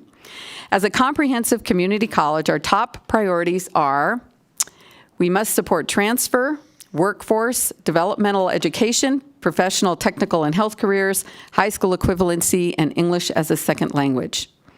We must simultaneously grow and maintain our infrastructure, facilities, deferred maintenance, investment, and public safety. And we must maintain state-of-the-art IT systems, including cybersecurity and network integrity. And I'll tell you, that last bullet is getting much more expensive. The cost of those features just in the last 5 years at TMCC, I would say that they've gone up at least 30%. Just to fund our share of cybersecurity insurance is really, really pretty costly. So welcome to the world, right, that we now live in. The digital age, turns out, is pretty expensive. And this is a problem for us. And it's probably a problem for many of you, too, in some of your other roles and even at the state legislature. Current funding formula and mission fulfillment. The current funding formula implies that students at a predominantly 2-year college, which is TMCC, because we do have a handful of 4-year degrees, should be treated the same as first and second-year students at universities. And that therein lies, to me, the biggest flaw in the current funding formula. 2-year college students differ in 2 broad ways. Many of our 2-year college students desire to enter technical fields or health career fields, which are often expensive to provide. About half of our students are not college ready, about half. The current course taxonomy gives lucrative weights to upper division and graduate school credits that 2-year colleges do not offer in significant numbers. And I'm sorry, I'm struggling to click through all the bullets here in the builds, And that's really the issue. When I worked in Washington State, for example, there was a massive system, a new initiative called Student Achievement Initiative. The difference there is we got rewarded for helping students get college ready, significantly rewarded. The state of Nevada has done the opposite in the last few years. We basically disincentivized helping students really be ready for university transfer. And that's a problem that I hope this committee takes seriously because it's very different from other states. The current course taxonomy, when you look at it, and if you're not familiar with the course taxonomy booklet, please get familiar. And then we need to ask ourselves, are we putting too much credit on course completion? And to the detriment of a stable base that allows presidents to plan. In Washington State, we were provided a stable base for colleges to plan. And then the performance-based measures were in excess of the base, right? So you didn't want to lose that new money once you had it, but it was new money. And that's the kind of model that really incentivized helping people become college or career ready, and it truly incentivized innovative teaching practices so that we could improve our completion rates in the long run. Mission differentiation, access. Here we go. Whoop. And I'm just going to click through so that you could see it.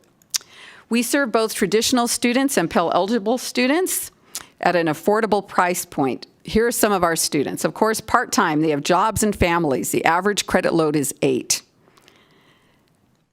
Many of our students earn less than a 3-point GPA in high school, but I also need to say that we have other students who were top of their class at high schools, but like me, when I was a kid, I didn't know how to pay for college. So I just took my waitress tips and I plunked them on the counter at Cal State Stanislaus, otherwise known as Turkey Tech. And that's how I funded my college education. My parents were immigrants. I didn't know how to fund college, right? But I was a top student.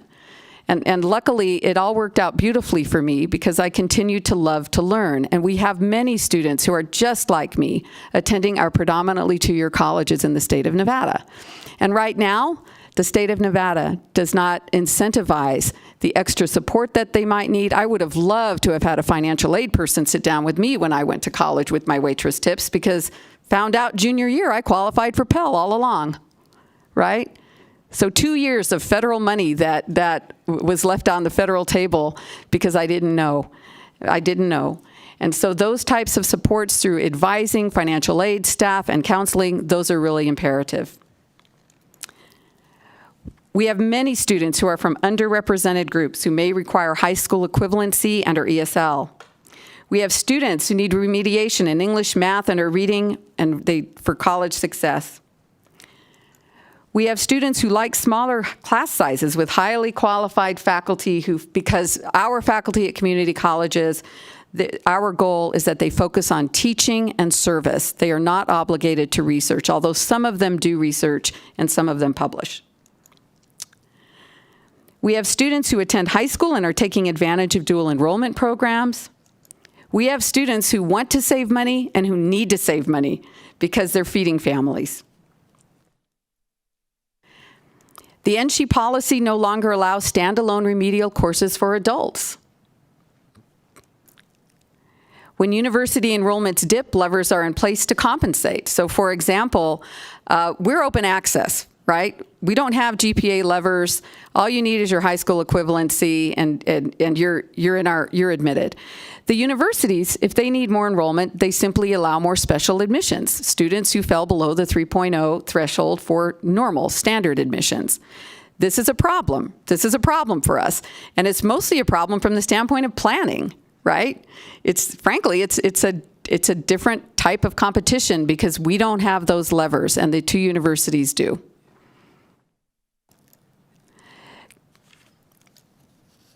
All right, so now let's talk a little bit about the broad areas. My team and I really enjoyed creating the document that was requested, so thank you so much, Chair Hardesty. We worked together on it to try to provide to you the 5 pillars of community college funding, it's central to that is stabilizing our budget so that we can plan. But let's talk about technical education. And this, I will breeze through these slides because I think you've heard this before. Technical education and health careers are expensive.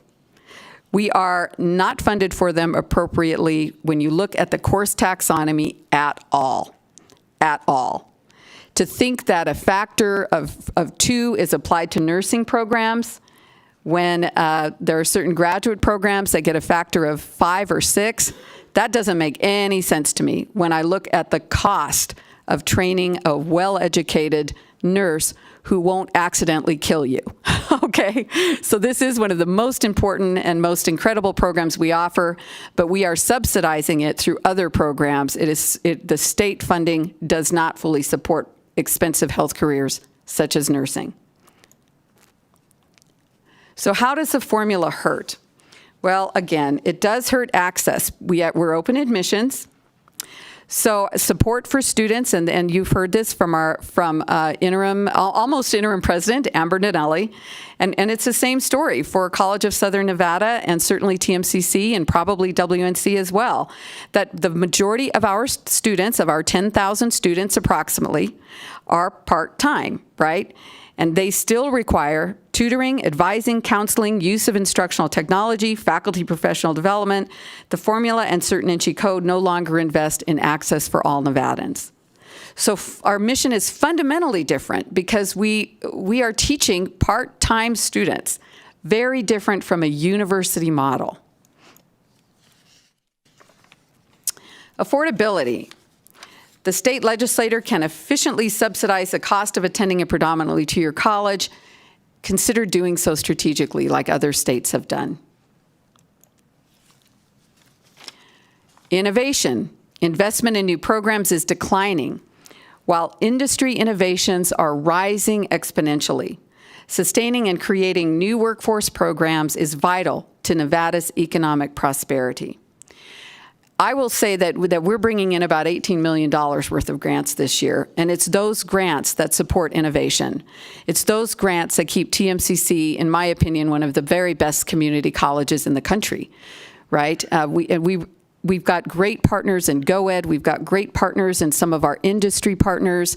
We have fantastic, absolutely fantastic community support in Northern Nevada, and that's what keeps us strong. But what if one of those supports went away? What if federal grants suddenly were reduced by half? That would be a problem for us. It would be a problem, probably for all the institutions.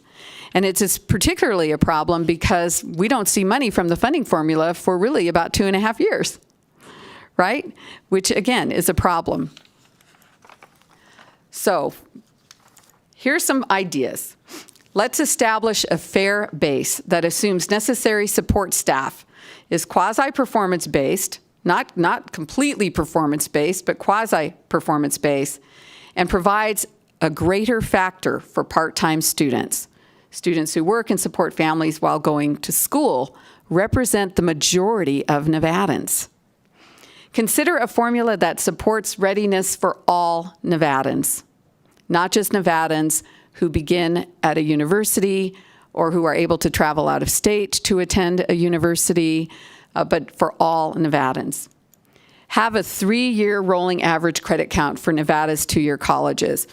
And again, to be honest with you, if we would have had a 3-year rolling average, this actually probably would have hurt TMCC this year.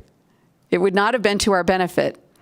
But for the long term, I'm still the president who will say, I would rather mitigate the risk than have preferably over budget volatility. And the way to do that is have a 3-year rolling average when it comes to your enrollment snapshot or your completed credit hour snapshot. I would rather have an understanding of where I'm going to be at next year. We recommend that the performance pool be eliminated, and I think you'll hear more about that. It's just not really doing much for anyone, right? Receive funding for non-credit workforce training. And Dr. Zaragoza and I are really on the same page with this from the College of Southern Nevada. I don't know, it's just not moving. There we go. But that idea that there's so much of what we do that is literally invisible because the formula isn't capturing it. And I think the non-credit workforce training is a really great example of that. Okay. Now, before I conclude, there are just a few takeaways that I want to leave you with. And the first thing that I'd like to say is that the way we define student success is actually, should be, I should say, captured in the funding formula. And it's not, right? So the way we define student success should be captured in the funding formula, and it's not. This is particularly true for predominantly two-year colleges because of our mission. The fact that we do a lot of workforce training programs that are short-term certificates or non-credit training experiences, the fact that we have part-time students and there is no extra factor or weight to provide the services that they need, right, to really succeed. The fact that so many of our weighted factors, particularly in the health careers and other high-tech types of industries, it really just, it's so way off the mark that mission of workforce training that we do so well is just not captured in the funding formula. So our success stories, even that student who might take 1 or 2 business classes because they're a small business person and they want to be successful, and they can learn from our amazing faculty in our business department to be successful, that's really not captured. So I think part of the role of your work is to try to have the philosophical mission differentiation sort of outlined, and then try to come up with a formula that prioritizes what we need as a state, right? And I know we need workforce development and workforce training as a state. That's near the top of Governor Lombardo's agenda and should be. But then how do we make our formula for higher education align to that goal? And that's the work that hasn't happened yet. But more importantly, how do we secure a base for all the institutions that can eliminate budget volatility, eliminate hypercompetition, and incentivize partnership? And I do look forward to your analysis of our 5 pillars, of which I have the draft, because my TMCC teammates and I outlined it with some detail, some of the thoughts and ideas to make that last takeaway helpful for you. So thank you. Any questions? All right. Thank you very much for your presentation. Really appreciate it. And for your suggestions in the letter that we received. Chancellor, any questions from Las Vegas members? Thank you, Chair Hardesty. Yes, Regent Goodman. Thank you. I just want to emphasize President Hilgerson's point of how do we define success for community colleges? I think that is really what we need to consider. So many students are successes. They want to go there to start 2 years and then they move on to University of Nevada, Las Vegas or University of Nevada, Reno. And that's a success. And so I just wanted to, for this committee, just to reemphasize that point that this is really what we need to look at is what does success mean for a 2-year institution versus a 4-year institution? Thank you. Thank you. Are there, Ms. Williams?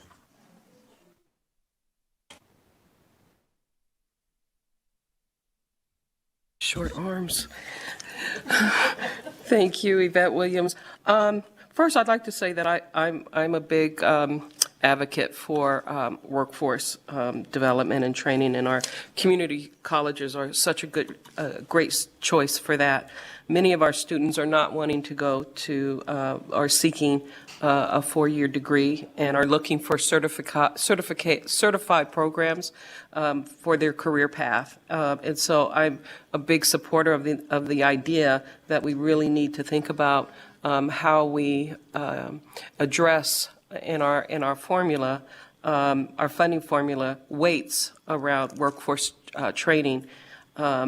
whether it's in a 4-year or in a 2-year institution, because some of our 4-year universities and colleges also have certified programs as well, so I don't want to leave them out.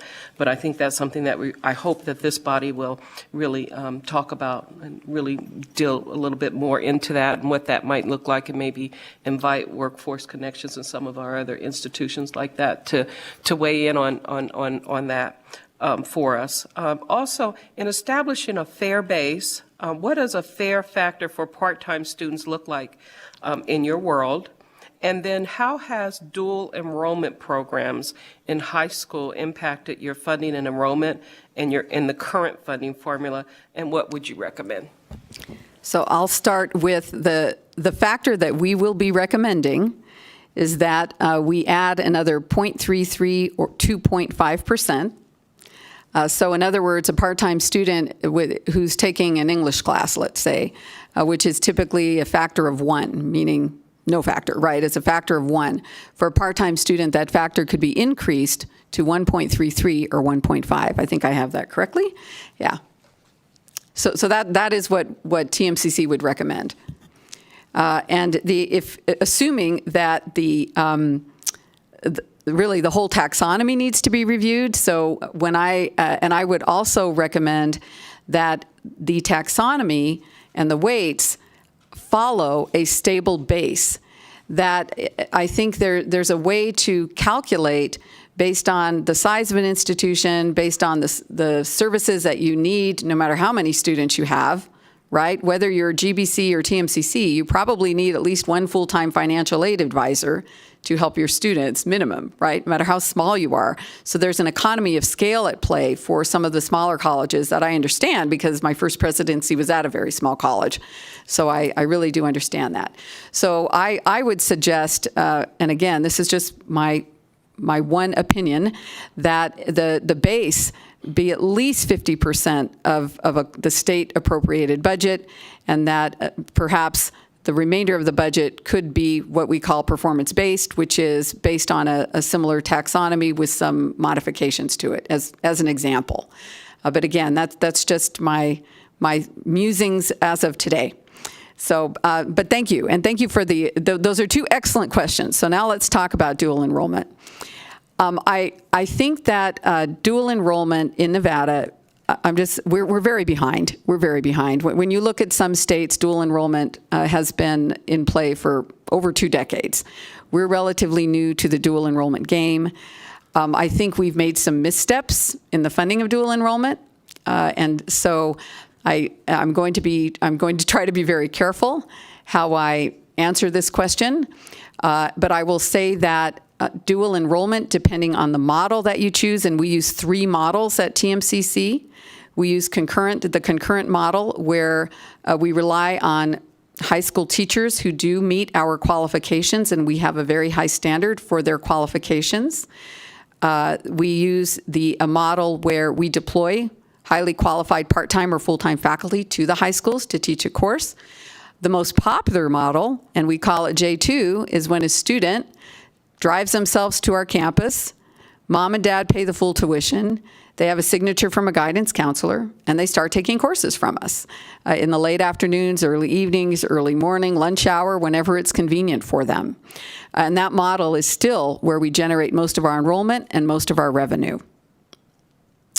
We are, the concurrent model in the CTE realm is going well for us, and we're trying to, career technical education realm is going well for us, and we're trying to expand upon it.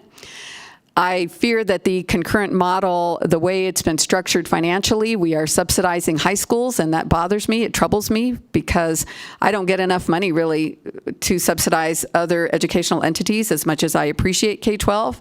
But at this point, the way that the funding tuition has been structured, we are not making revenue on that model, which is really unfortunate. And I would encourage this committee to look into that, because it just doesn't seem fair to me. Again, I'm on my 37th year in community colleges, and this structure is like no other. But we do continue to generate very good revenues from our J2 model, where a student has a way to get to campus, and they pay tuition, and they are very, very successful. And those students will likely transfer to a university, and they'll do it really at a young age, which is great. It's really great. Did that answer the questions?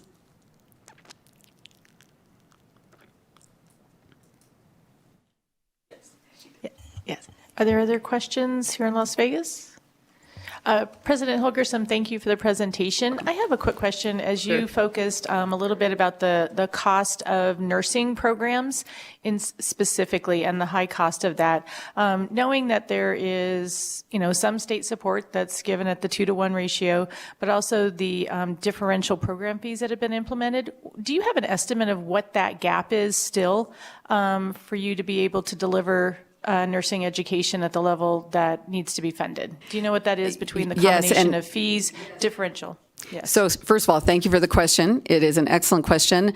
Our recommendation is that that factor be bumped up to 4. I believe I'm remembering that correctly. Now, that said, here's what that does not account for. It does not account for the reality that in order to hire an entry-level nursing faculty member, we have to keep increasing the salary to keep up with the salaries that nurses are paid. Well, we don't keep up, frankly. We're finding nurses who love to teach, but my goodness, you can't give up half your salary just because you love teaching when you have bills to pay. Let's be honest, right? And so part of what's changing rapidly are salary requirements for full-time and part-time nurses. So today it's 4, but if we really did the analysis, it may need to be 6 at some point. And that's the other piece. The course taxonomy isn't, it's never been updated except for when we we increased 4 general areas. I believe it was logistics, transportation technology, advanced manufacturing, and I think it was construction trades were increased to a factor of 4. That was an enormous help to our budgets in those areas. So the taxonomy, which is your lengthiest document, the most complicated element of this formula to explain to any human being, and it just hasn't changed, and it's really unfortunate. It's really unfortunate, and I've often thought that maybe this is just a little too much detail to drive a snapshot of every other year, so next year doesn't matter. Dwell on that for a moment. We're in a snapshot year right now. So all the credits that are completed in this year will matter. Next year, technically, they don't. That's kind of weird. Anyway, I digress. Thank you. President Holgersson, just a follow-up. So if the taxonomy was increased to 4-to-1 or 5-to-1 or 6-to-1, because we do understand specifically, I do, Right. about the challenges with hiring faculty, would that change your differential tuition or registration fee that you assess students, or is that just to keep pace in order to be able to support those students? That is just to keep pace in order to support those students. Thank you. Thank you so much. Any other questions in Las Vegas? Seeing none. Chair Hardesty? Thank you, Chancellor. Are there any questions from the members here in Carson City? Yes, ma'am. Susanna Stinkute for the record. I had a quick question. You've been talking a lot about, your part-time students and taking care of that specific mission-specific things. Right.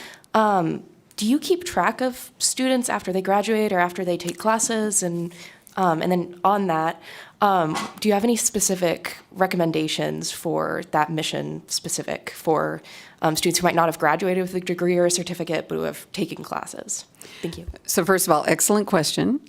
I would say that we track our students as databases permit us to track our students. So for example, we do learn a lot from the National Clearinghouse on our transfer students who leave us and head to a university. We're doing a better job lately of students who are choosing the career path. So there's been some positive changes with the Department of Labor, some positive changes with some of our local workforce boards. We try to really partner with them. Our industry partners are really great at helping us track students who go directly from us to, let's say, Tesla or Panasonic, right? So we do our very best with the data sources that we allow. What we cannot do is we can't track students who fall outside of those databases. And we've tried, by the way, we've tried calling up students on phone numbers to, in pockets to try to, maybe they're a few credits short of a certificate or a degree, and we want to talk to them and see if maybe they want to finish that course of study in an online venue, for example, right? But that's really hard to do, and it requires a lot more people than we have on staff. But we do our very best. But it's not always easy. I think in terms of tracking that 38%, the 38% of our students who say, I don't really want a degree or certificate, there's something here of value to me because you're my community college. You're my community college. I didn't even have to send you a test score or a transcript. I just proved that I have my high school equivalency or my high school diploma, and I can sign up and take classes. You're my community college, right? And I think what we hear from those folks is really very anecdotal, that they are successful, and they say to me, oh, I run this business here. And for example, we bought a beautiful sculpture from an artist named David Boyer. It's amazing. It's quite large. It's on our campus. Look it up online. It's very cool. And he took his welding classes, and this sculpture has got a lot of welding on it, right? So those are those anecdotal pieces where people are picking and choosing what they want of value to them, and then they go forth and change their lives or strengthen their endeavor through TMCC. That cannot be undervalued, and yet it is. It is. And not just at TMCC. I think this is a national puzzle. But I think Nevada can do better. I think we can do better. Thank you. Any other questions here in Carson City? Okay, President, the unfortunate part about appearing in front of me is you get homework assignments. And so I have 5. And I'll be delegating them all to Mr. Mike Pearl here. Well, we'll see. Just kidding.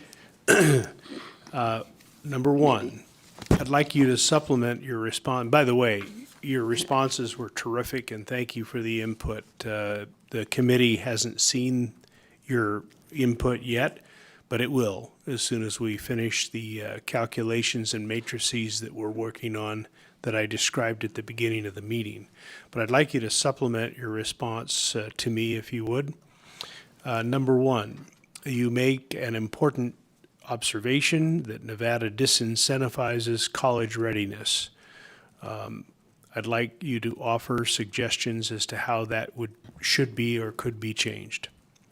Number 2, you indicated that there's competition levers between community colleges and universities with respect to waiver of GPA entrance requirements. I'd like to have more specifics and examples of that, and I'd like to quantify that if you're able. Number 3, I'd like to know in your institution what the split is between state and non-support, state and non-state support funding. Number 4, you indicated that you would like to see a 3-year rolling average for budgeting. I want to try to connect this, and this is really a general request to all presidents if they're listening or their financial officers are listening. I'd like to see examples. If you'd used a 3-year rolling average over the past, let's just say, biennium, what would be the difference between what you would have projected versus what you got?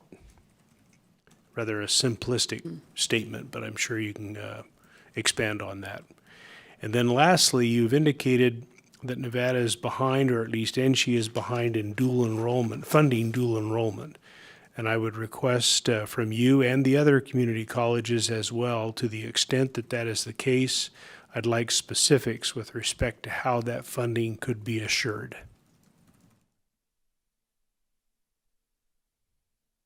Are there any questions based on the chair's questions? Well, I think I can answer item 3. You need to turn your mic. Karin Hilgersum, for the record. I think I can answer item 3. We are a split of 72% of state funding, and that means the remaining 28%. would be non-support. That does not factor in grants. If I factored in the $18 million worth of grants running through this year alone, that those percentages would change. So we could maybe give you the numbers based on a couple of different scenarios, one with grants and one without grants. Yes, please. Yeah.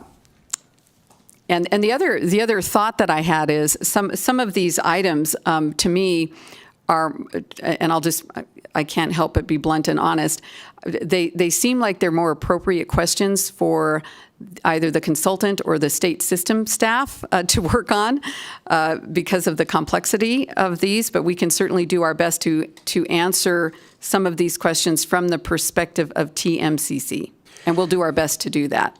Part of the reason I'm making this request is staff is attempting to do exactly that, and there's a number of areas suggested by the presidents for which there isn't data to work with. And that's going to present an independent challenge for this committee to assess. So that's part of the reason for the request. If you don't have data, then just tell us that. Okay, thank you very much. Appreciate that. I'm not asking you to make computations or suggestions if there's no data available, but it is helpful to know that at least from your perspective and other presidents' perspective, the data is not available. Yes, and the other caveat to that is on the 3-year rolling average, I would suggest, if you're comfortable with this, that we factor out the pandemic years, because that just was an anomaly, and I think that would throw off the data. Yes, ma'am, I agree, yeah. And I think that was a question that I was going to ask of Dr. Denali also, because I think her graph may have been influenced by the pandemic years. Yeah. So I agree with you. Thank you. Yeah. All right, any other questions based on the chair's requests or inquiry? Okay, well, thank you for an excellent presentation. Yeah. And with that, we are at 5 minutes to 12. I wanted to get in, if we can, the WNC presentation before the lunch break.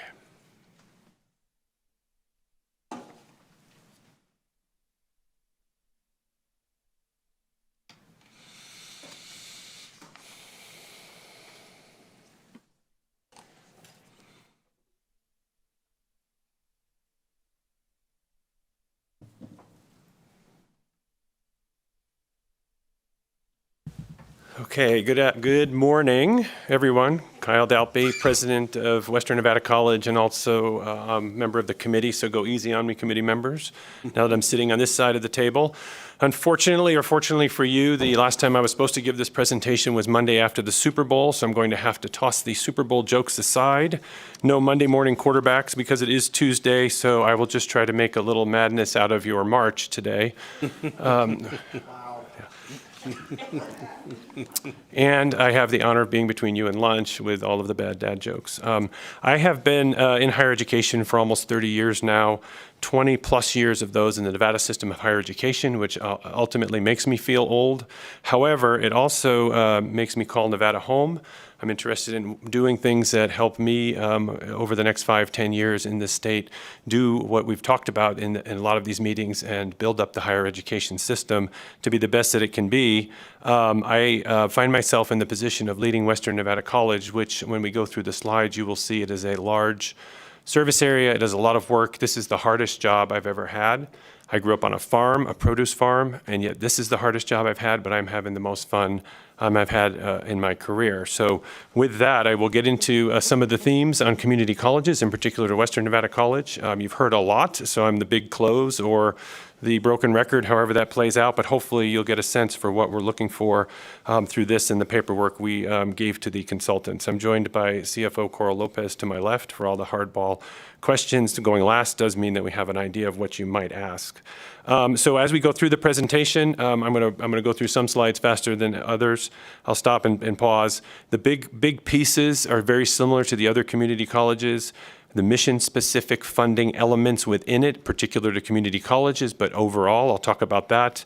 Non-credit classes, the small institution factor, which small schools like WNC and GBC primarily suffer from from being a small school in a large area and not having the economy of scale to functionally drive the formula, which is part of our rural geography. So with that, let's take a look at the first slide. I threw this in because if you are one of those 7 habit people from years ago, number 2 on the habit list is begin with the end in mind. We talk to people about higher education at all levels. We talk to the legislature about it.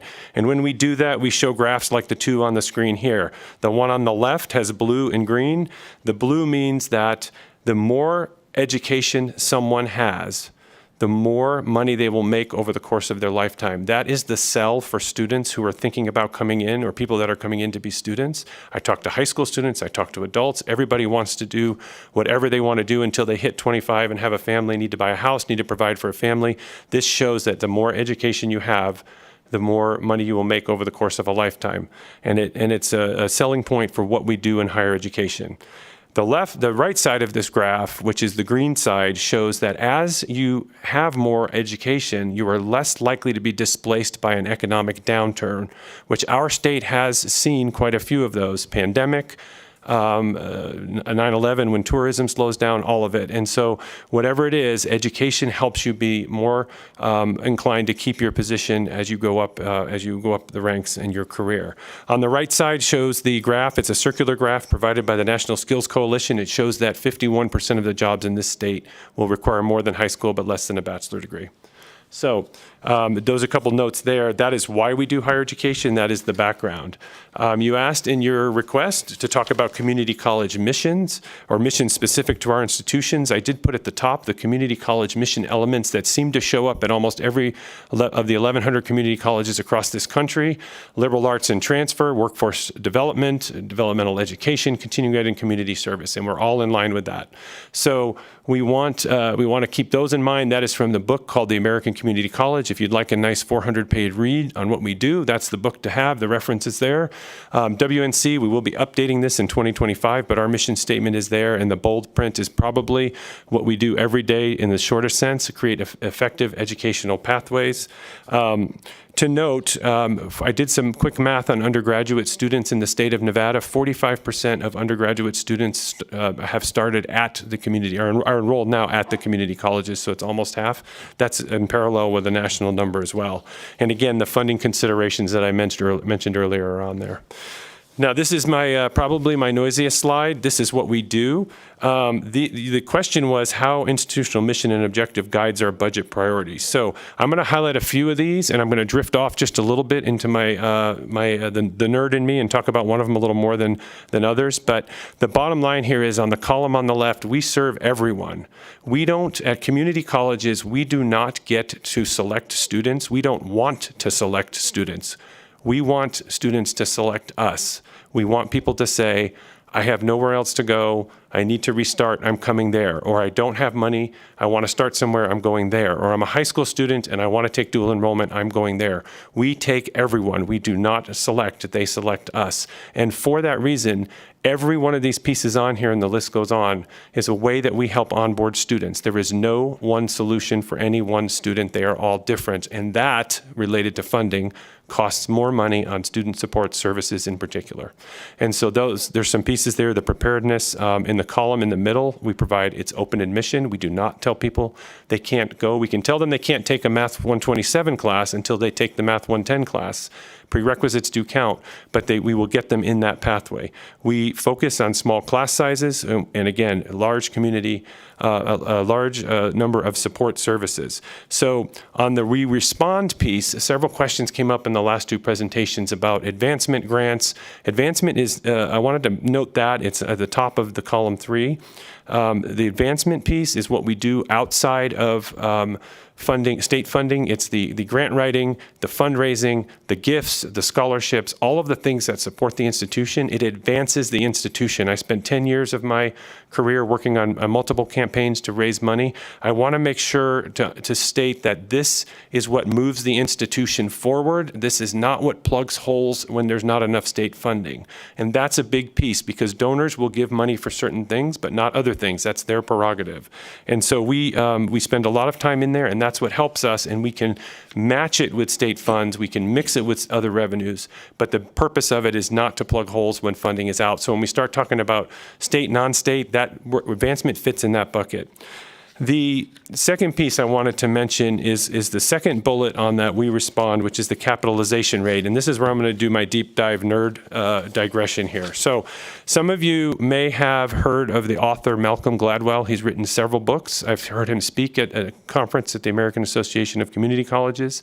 The speech is still, it's from 2015, it's still available on YouTube, but he talks about the capitalization rate in the lecture and in his book, Outliers, and he talks about the capitalization rate, which is what economists use to how good a society leverages resources in any one area. And the human capitalization rate is how we provide resources as a society to help people get to where they want to go, but also to the benefit of society. So the economic impact of human capitalization is very, very crucial for individuals, organizations, and society as a whole. It gives us a return on investment in what we do with our education and training programs. And when we talk about what community colleges do, because we are the functional bottom tier, and we don't want to always be called bottom tier or trailer tech or grade 13, all of those I almost said acronyms, Chair. By the way, I was going to say, if I do say an acronym, I'm giving somebody, if you call me out on it, I'll give you a free t-shirt from WNC.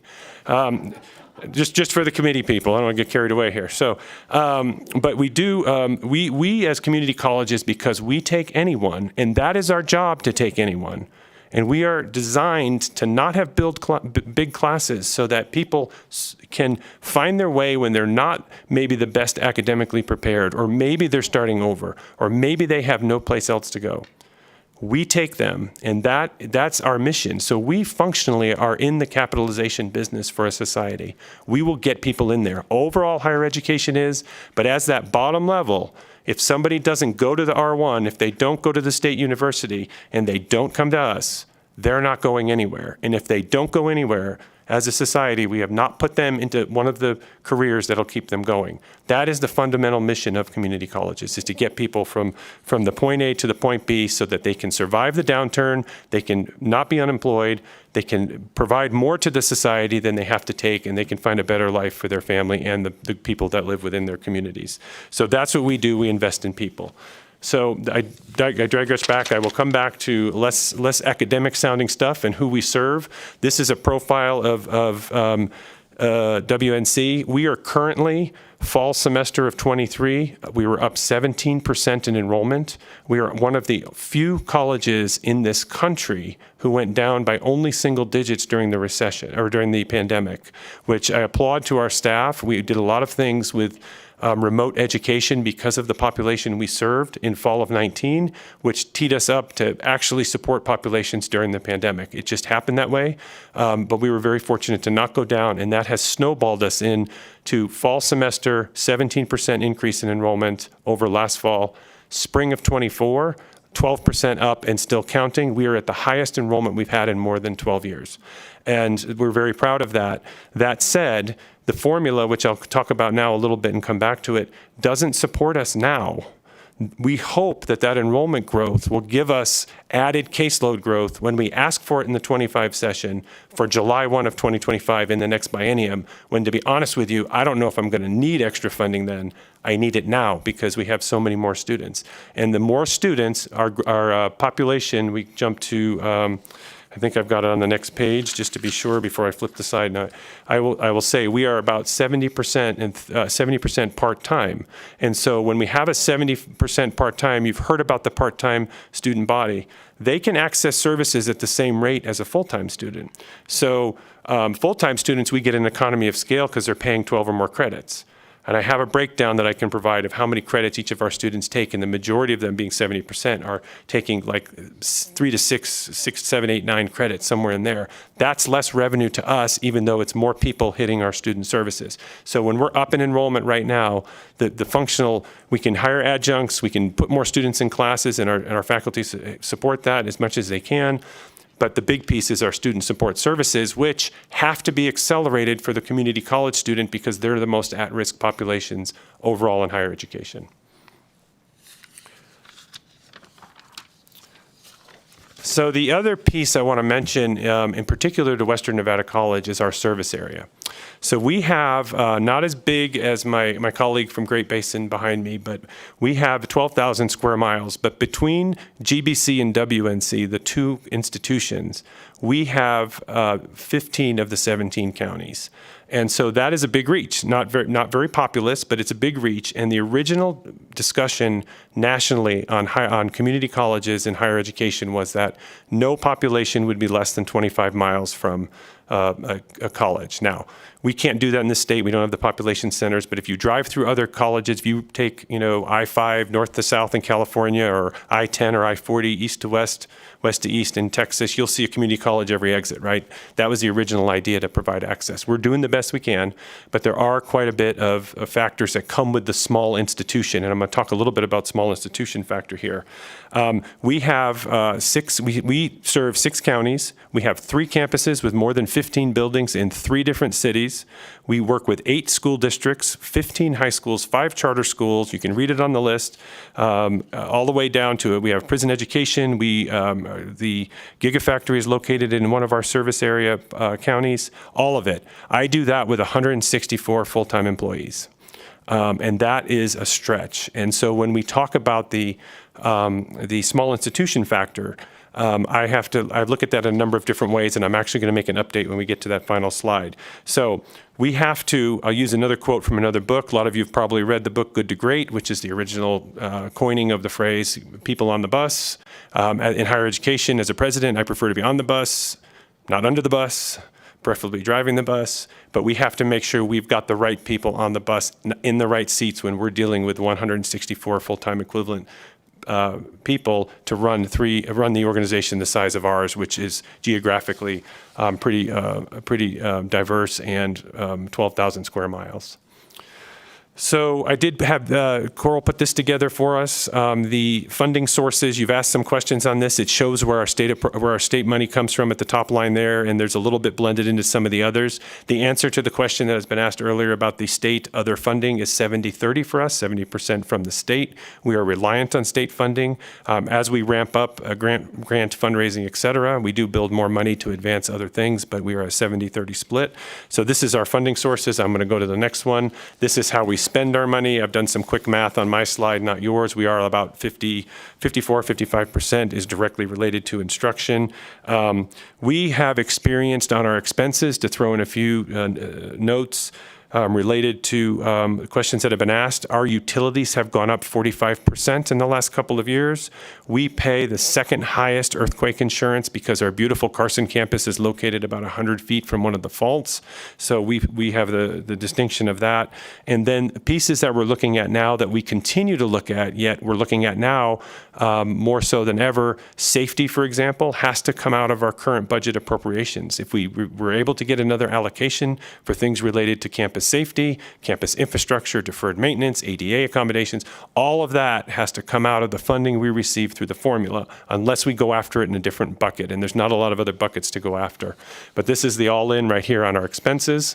So 2 more slides with a big close at the end, and hopefully some questions, although maybe even a question that's not when's lunch going to be here. The overview of all of this is there are no specific drivers to community colleges. We have to do what's right for community colleges. We have to do what's right for all of higher education in Nevada. One of the things that we do have currently is we do have drivers in the formula for other institutions. There is a research function for universities because the R1 specifically do research. That's not our part. That's not a core part of our mission. We would never say take away the research piece, but that does show a mechanism that the consultants can hopefully guide us to put a mechanism in place to identify and attribute for the community college specific mission pieces, which are most risk populations, part-time students, small class sizes deliberately. I would never put 400 students in a lecture hall with 1 instructor and 5 TAs, because that would not be successful for our students who are most likely to maybe not succeed in higher education, and that's why they came to us. We need those wraparound services. The budget planning unknowns, performance pool liability, state funding, institutional factor, these are all defined in the next slide, which is my last slide, so I will go through these just a little bit. As we say, again, you've heard this stated before, a budget is a showcase of priorities. Sometimes I think maybe we don't always look at that because we get stuck in what we have to do. As a state agency, there's a lot of things that we have to do that cost money on top of the core of our institution in order to, core of our what we deliver, which is why we're there. So we're going to, of course, attribute all things. But as we look through this, again, I'm going to go through this and I am going to change up a couple of them, but develop recommendations, and these are fairly in line with what I submitted after I did this presentation for February, talking to the consultants, small class sizes, support wraparound services, and then in particular for small institutions, service areas and locations. Having a broad service area at a small institution makes it more difficult and more costly to do business. The other presidents have spoken about how to fund. I would like to see something that allocated funds more regularly rather than a 2-year cycle, always looking back to see where we're going into the future. Maybe something on a weighted student credit hour that adjusts with inflation so that because it's never been moved. I actually remember the old funding formula. For those of you in the room, there's very few of us. I've been 21 years working at NSHE and seen the old formula. Every time that old formula was run, we'd still come to the legislature and they'd still negotiate whether they fund it at 100% or not. And so we've always had that discussion on how much money is going in, how much should we fund, could we fund, and maybe, as it was said, I think President Sandoval mentioned it at the last meeting, because K-12 has been addressed in the last 1-2 sessions, now is our time to really do the work on higher education for the funding, what goes into that bucket, not only how it's distributed. And so the other piece is the hold harmless plan. It does not help any institution if we're down to hold money back, because we can never get ahead again. And so any kind of rolling average, regular distributions, some hold harmless mechanism would be applauded. The other one is the performance pool. I think we've talked about that one quite a bit. It is not a true performance pool. We are at 114% of our metrics. That means I still get 100% of the 20% I already earned through the weighted student credit hour. So if we could do something with the performance pool, that is a true performance pool, I would say that would be beneficial. It would be an incentive. And if it were a separate line item, if the state did find itself in troubling times, they could say, we're not going to fund performance pool as much this year, but it still will not affect our base funding, which would be extremely helpful. Again, if we did not make that number, and 20% was held back, or up to 20% was held back, then that would be an extreme hardship to not only try to get ahead of it for the next year, but continue to maintain operations. Concerning the small institution factor, I would like to have something in there that continues to recognize the minimum infrastructure. My original notes talk about moving that threshold up, moving the dollar amount up. The dollar amount is something that can still be addressed, but what I put in my new notes was I think the small institution factor has to be based more on head count rather than weighted student credit hours.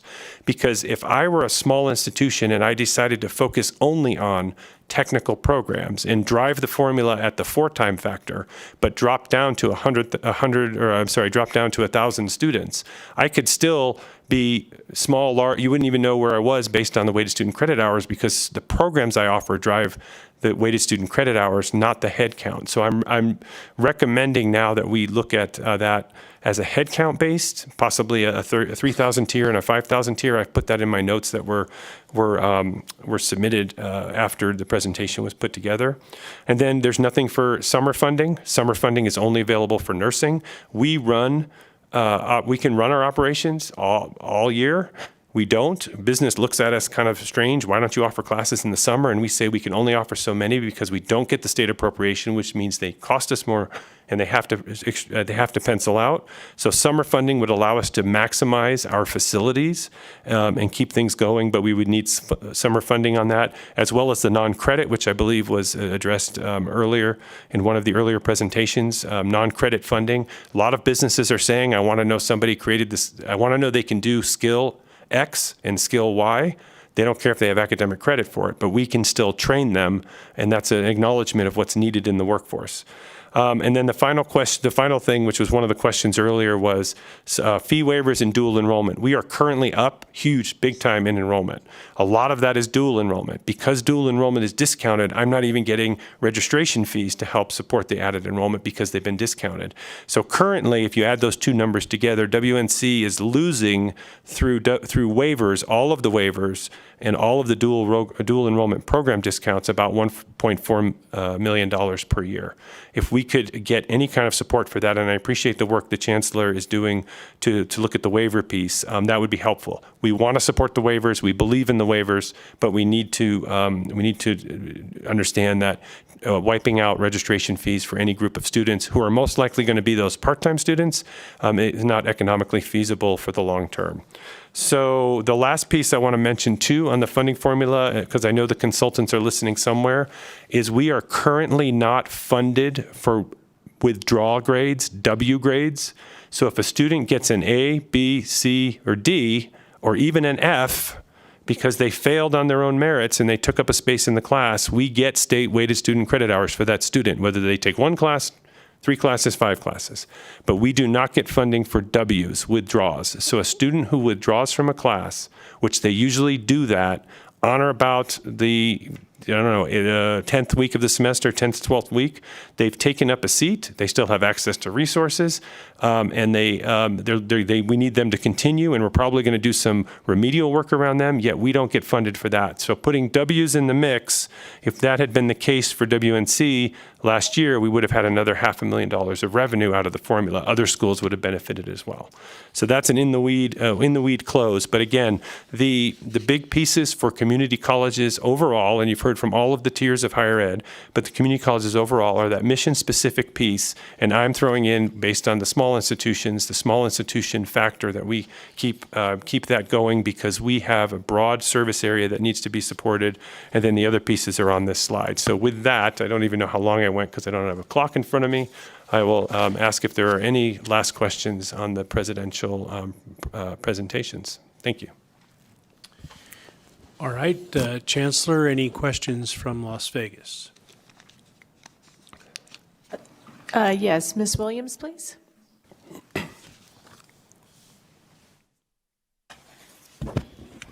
I just had 2 questions. Well, no, actually it was 3. The wraparound, going back to your wraparound services that you provide students so that they can achieve success. Do you have stats that you can share as it relates to students dropping out due to a lack of those wraparound services? And then what kind of an expense is it costing your institution to provide those services, or is that pretty much third parties where you're referring them out? So I kind of want to get my head wrapped around how does that wraparound services kind of impact you? The other question that I had was as it relates to gifts. I'm looking at over $1 million in gifts that you receive. To what degree are those gifts from the Gigafactory and those mines that are in the area where I would assume most of their workforce is being educated? So I'm curious about that as well, and what efforts are, if any, being made. Is there some strategy or ideas that you use to generate more gifts, scholarships, opportunities to help fund students for their education? And then lastly, I'm particularly interested too from an equity standpoint as it relates to our Native American population in the geographic area that you serve. I noted that you have 7 indigenous colonies there, and I'm just wondering about the Hispanic population that's represented. I think it was 31%. And you know, if you're reporting Hispanic, then of course you're not reporting those Hispanics who may be Native American, and so it reflects only a 2% of students. And so I'm curious, do you have stats or a breakdown of Hispanic students who may be Native American that are reflecting underrepresentation in that area, as well as those other 2 minority groups, Asians and Blacks? Because altogether it's 7%. I would almost challenge that. I know that it's got to be higher than that, and And so I'm just curious about that too. Thank you. I know I asked a lot. So Kyle Dalpy, President, Western Nevada College. So I'm actually going to start at the top. So the wraparound services, you mentioned third party. We would only refer people out third party if they were looking for things such as social services, housing support, unemployment insurance, those sort of things. The wraparound services we're talking about at the institution include things like counseling, advising, tutoring, the library, mechanisms that keep students either engaged. I would actually throw in, on top of that, our Student Government Association, represented by committee member Stan Kute, who's our president, giving you a shout out. They do a number of events on campus, and that is part of, some of that is funded by student fees, but other pieces we do help support to help keep students engaged, because an engaged student will be a successful student, will get from day one in the class to the last day of the class. How many are, you asked how many are dropping out. The data collection on students who drop out is very tricky because they don't often want to even admit that they dropped out.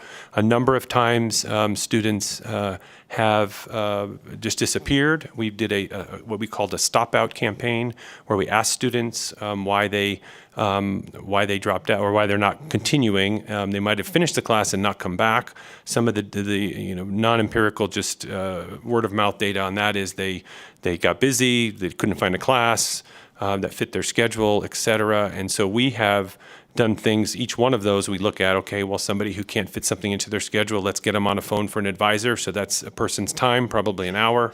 To talk them through. We've built up open entry classes which start and go based on a student's need, not based on a traditional calendar. All of that costs development time and funds, but we've put all that in place to help support them. But an exact number on how many students dropped out and what that is costing us, the only thing I've got to address that answer is the 4% who took a W because they didn't finish for whatever reason, which for us is approximately $540,000. One of the things that I found in my career was one time sitting in my office and having a student come in who said he was going to drop out because he couldn't afford the $50 textbook. And I use this story because it's a good story. It chokes me up a little bit, but it's a story I hear more often than not.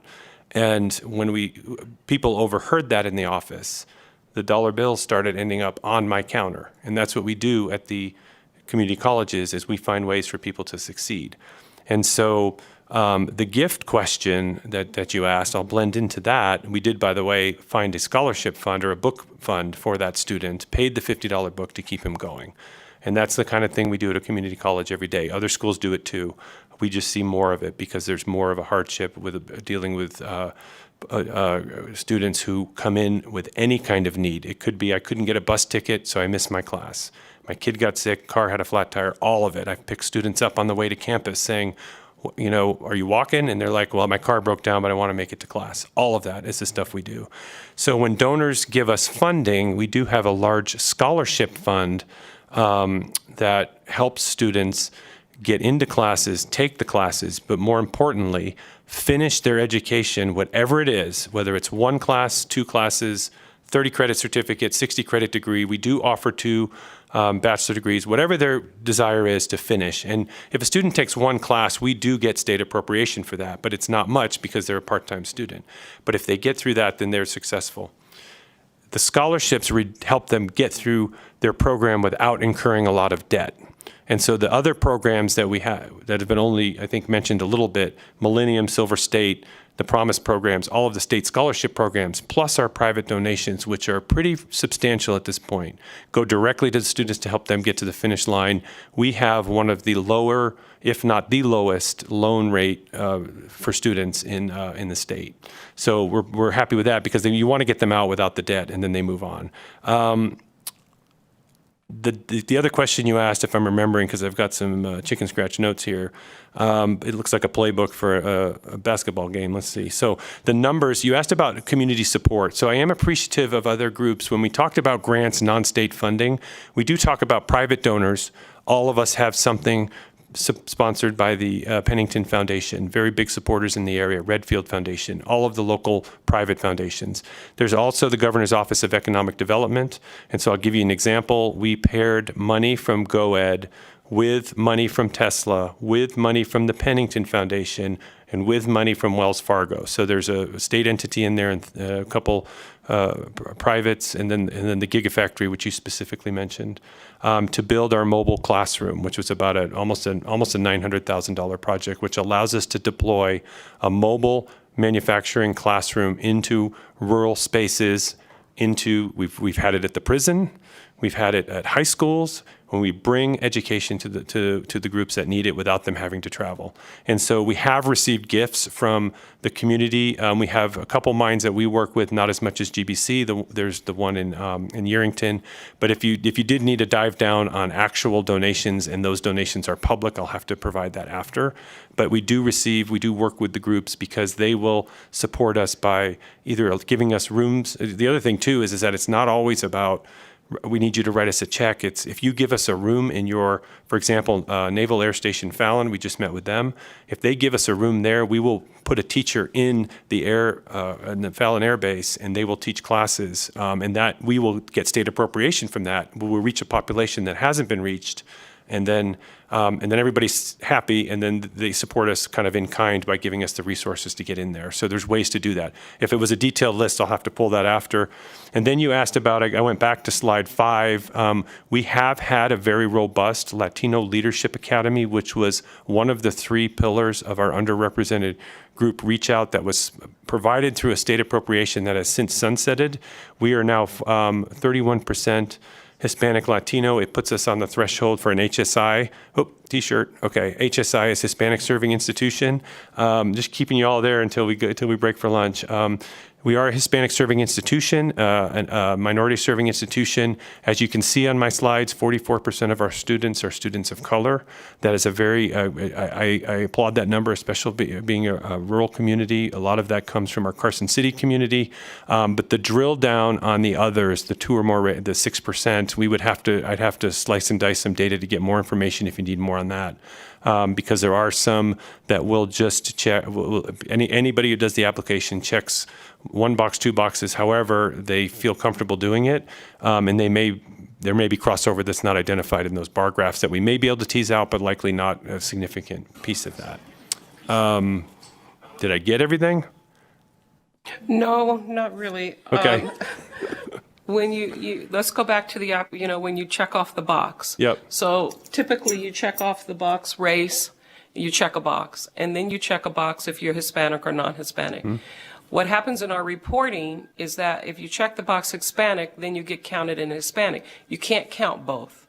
So you're putting those students under Hispanic, which is appropriate. But what's happening is we're not seeing the reflection under the race. They could be white Hispanic, they could be black Hispanic, they can even be Asian Hispanic if they're Filipino and Latino. But I'm particularly interested in, because of the geography of where your institutions are located, and noting that you have 7 different Native American colonies communities, I'm particularly curious if your representation is really only 2% Native American. And so I was trying to get a better, wrap my head better around the community you're serving, and if some of the Latino students that you're showing at such a high number are Native American. Okay, yeah, Kyle Delpy for the record. I understand the question. I will have to pull the data on that, but I will drill down on that. Thank you. Yep. Okay, Regent Brooks. Thank you, Interim Chancellor. I appreciate it. And thank you, President Dalpy, President Hilgersom, and Interim President Donnelly for the absolute fantastic briefing that you've just provided us. I can tell that there was a lot of work that went into this and a lot of useful information that we'll be able to use as the committee. I just wanted to offer just a couple of quick comments. There were some significant messaging that we heard from all 3 presidents. And it seems to me like if we're going to take a look at the funding formula, and the purpose of the funding formula is to fund, then probably one of the spokes on that wheel is mission differential. And I don't know a better place for that to come from than perhaps the institutions themselves, and then deliver that to the board just so that the board could have some oversight of what that looks like. And it seems to me like that should run parallel to the things that we're doing now in terms of setting up the funding formula to begin with. And when we take a look at some of the missions from the institutions and the mission statements, I would suggest that while these are great philosophies of the institution or the intent of the institution in terms of how they would like to educate, there's a difference in what that looks like in terms of the execution of the mission to actually create the pathways for access for community members, drive student success, drive student experience. And to me, that's really where the funding comes into play. And so there were certainly different ideas that were brought up, particularly when I heard students who are part-time, but they need full-time resources. That should certainly be a consideration when we're taking a look at the funding formula. Also, there is, and we keep hearing the same thing, that the current funding formula drives competition between the institutions. And the biggest way that it drives competition between the institutions is enrollment. And I think that's why there's so many conversations that take place about dual enrollment and what it looks like and what area should an institution be based on the geography of the home base of the institution.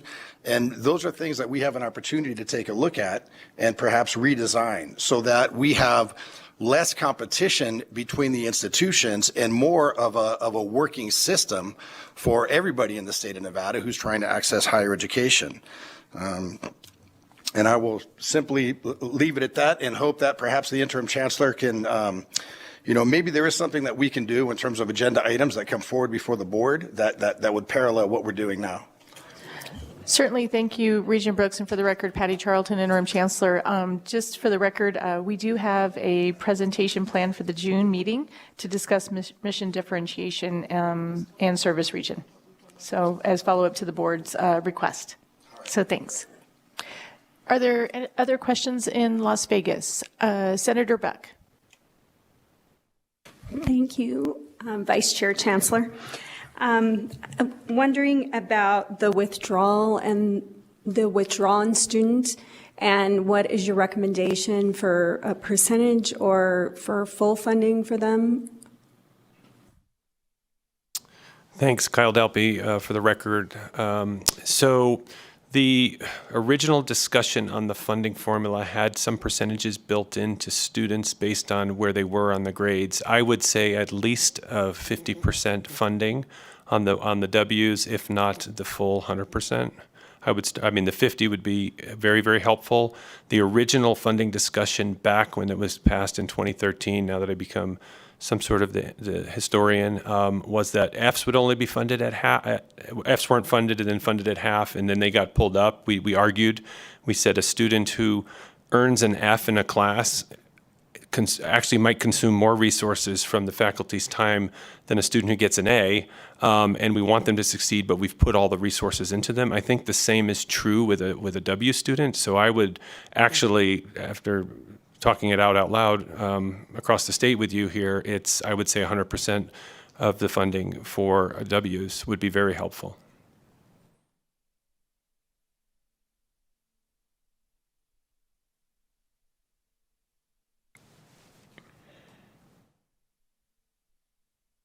Any other questions in Las Vegas? Seeing none, Chair Hardesty. Thank you, Chancellor. Any questions yes, sir. Go ahead. Senator. Thank you, Chair. First off, Dr. Dalpy, I want to thank you. My oldest daughter, my second daughter, graduated college this week. So both of my daughters both started their education with you guys at WNC, and they both have gone on to graduate and get their 4-year degree. So thank you for that. Can you go back to slide 6 real quick?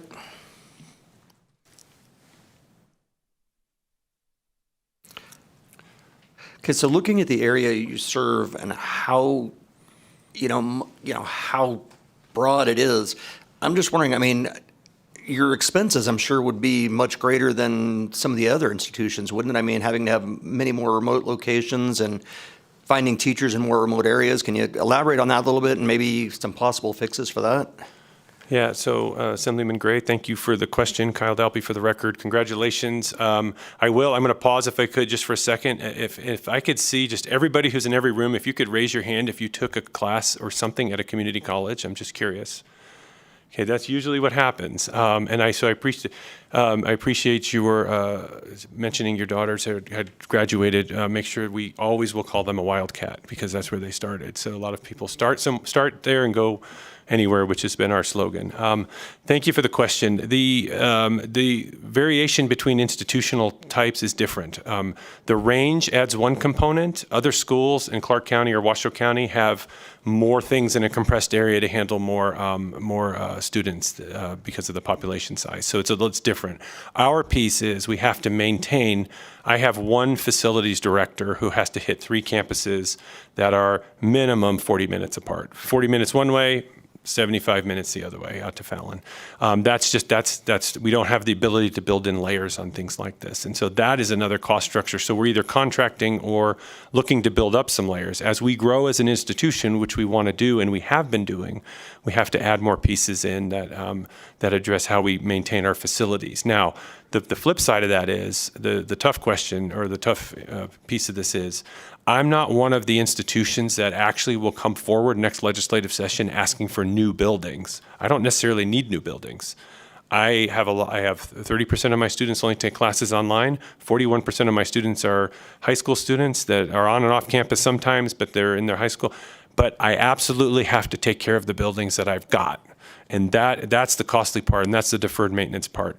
We as an institution, Western Nevada College, has $22 million at least in deferred maintenance costs for all of our campus footprint. That is $7 million more than NSHE gets as a total from the state out of the HECSHEC allocation. So the other schools, I mean, it's up in the whatever it is, the 100 million or whatever it is for the deferred maintenance. So we have a lot of deferred maintenance, and we are looking at ways to do that with non-state money because we know that there's not. We appreciate the legislature kicking in the extra 50 million last year. It made significant improvements on our campus. So, but back to your question, to put a number on it, we do not benefit from an economy of scale with this formula. When we look at classes that are weighted, so we talked a little bit of discussion in the previous presentation about the 2.0 for nursing. We get 4.0 for some of the applied tech. Maybe there's a rural factor in there. Maybe there's a 50% more for rural factor because of the distance. There's already a mechanism in the formula to do that because graduate classes, which I've taught at University of Nevada, are weighted higher because doctoral students are smaller class sizes, and fewer, and different for the graduate level. That needs to be not, again, don't take away from the mission specific, but add something in for community colleges, not only for the mission specific piece, but also the small institution factor, which has to do with this large area. So it's just extremely costly. It's not that I have 3 campuses, therefore it's 3 times as much, but it's extremely costly to put people on. And as you know, we're not in like a ability to hire people regularly. Out of that 164, I've got probably 20 vacancies going on right now because people just keep jumping jobs because they're shopping for jobs. And so we're always down a person and have no backup.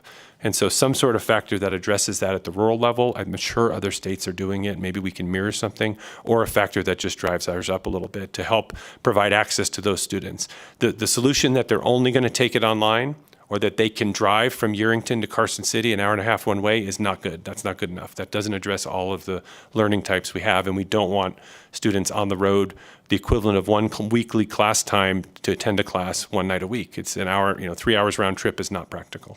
So I kind of deviate a little bit, but I think there's sprinkling in there is some semblance of an answer.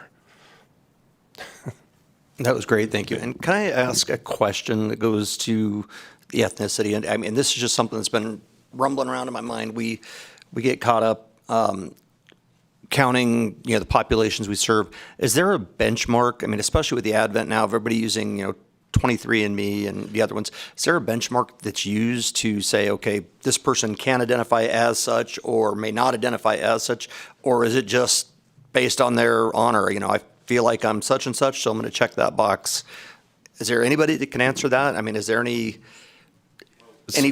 baseline that we use for that? So on the Kyle Dalpy, again, for the record, we collect that on our application for admission, and it is a voluntary form to fill out.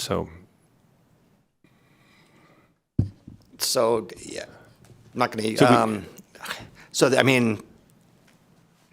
would you ever question a student on, well, we don't think you're this, or, because there's a lot of people finding out these days they're not what they thought they were, or they found out, maybe they're part American Indian and never knew it, or part Hispanic and, have never identified that way. But, when it comes to, especially education, there's other opportunities out there that they may avail themselves of if they are in a certain demographic.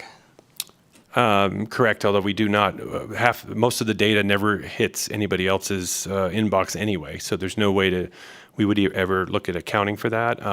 But there are different, like for example, scholarships that may target one student group, whether that's ethnicity, age, gender, whatever we do for scholarships, that is awareness and information that is passed out on that particular scholarship, and students may find themselves eligible or not eligible. But the original piece on whether we essentially screen applications, we do not do that, nor do I believe we should. So.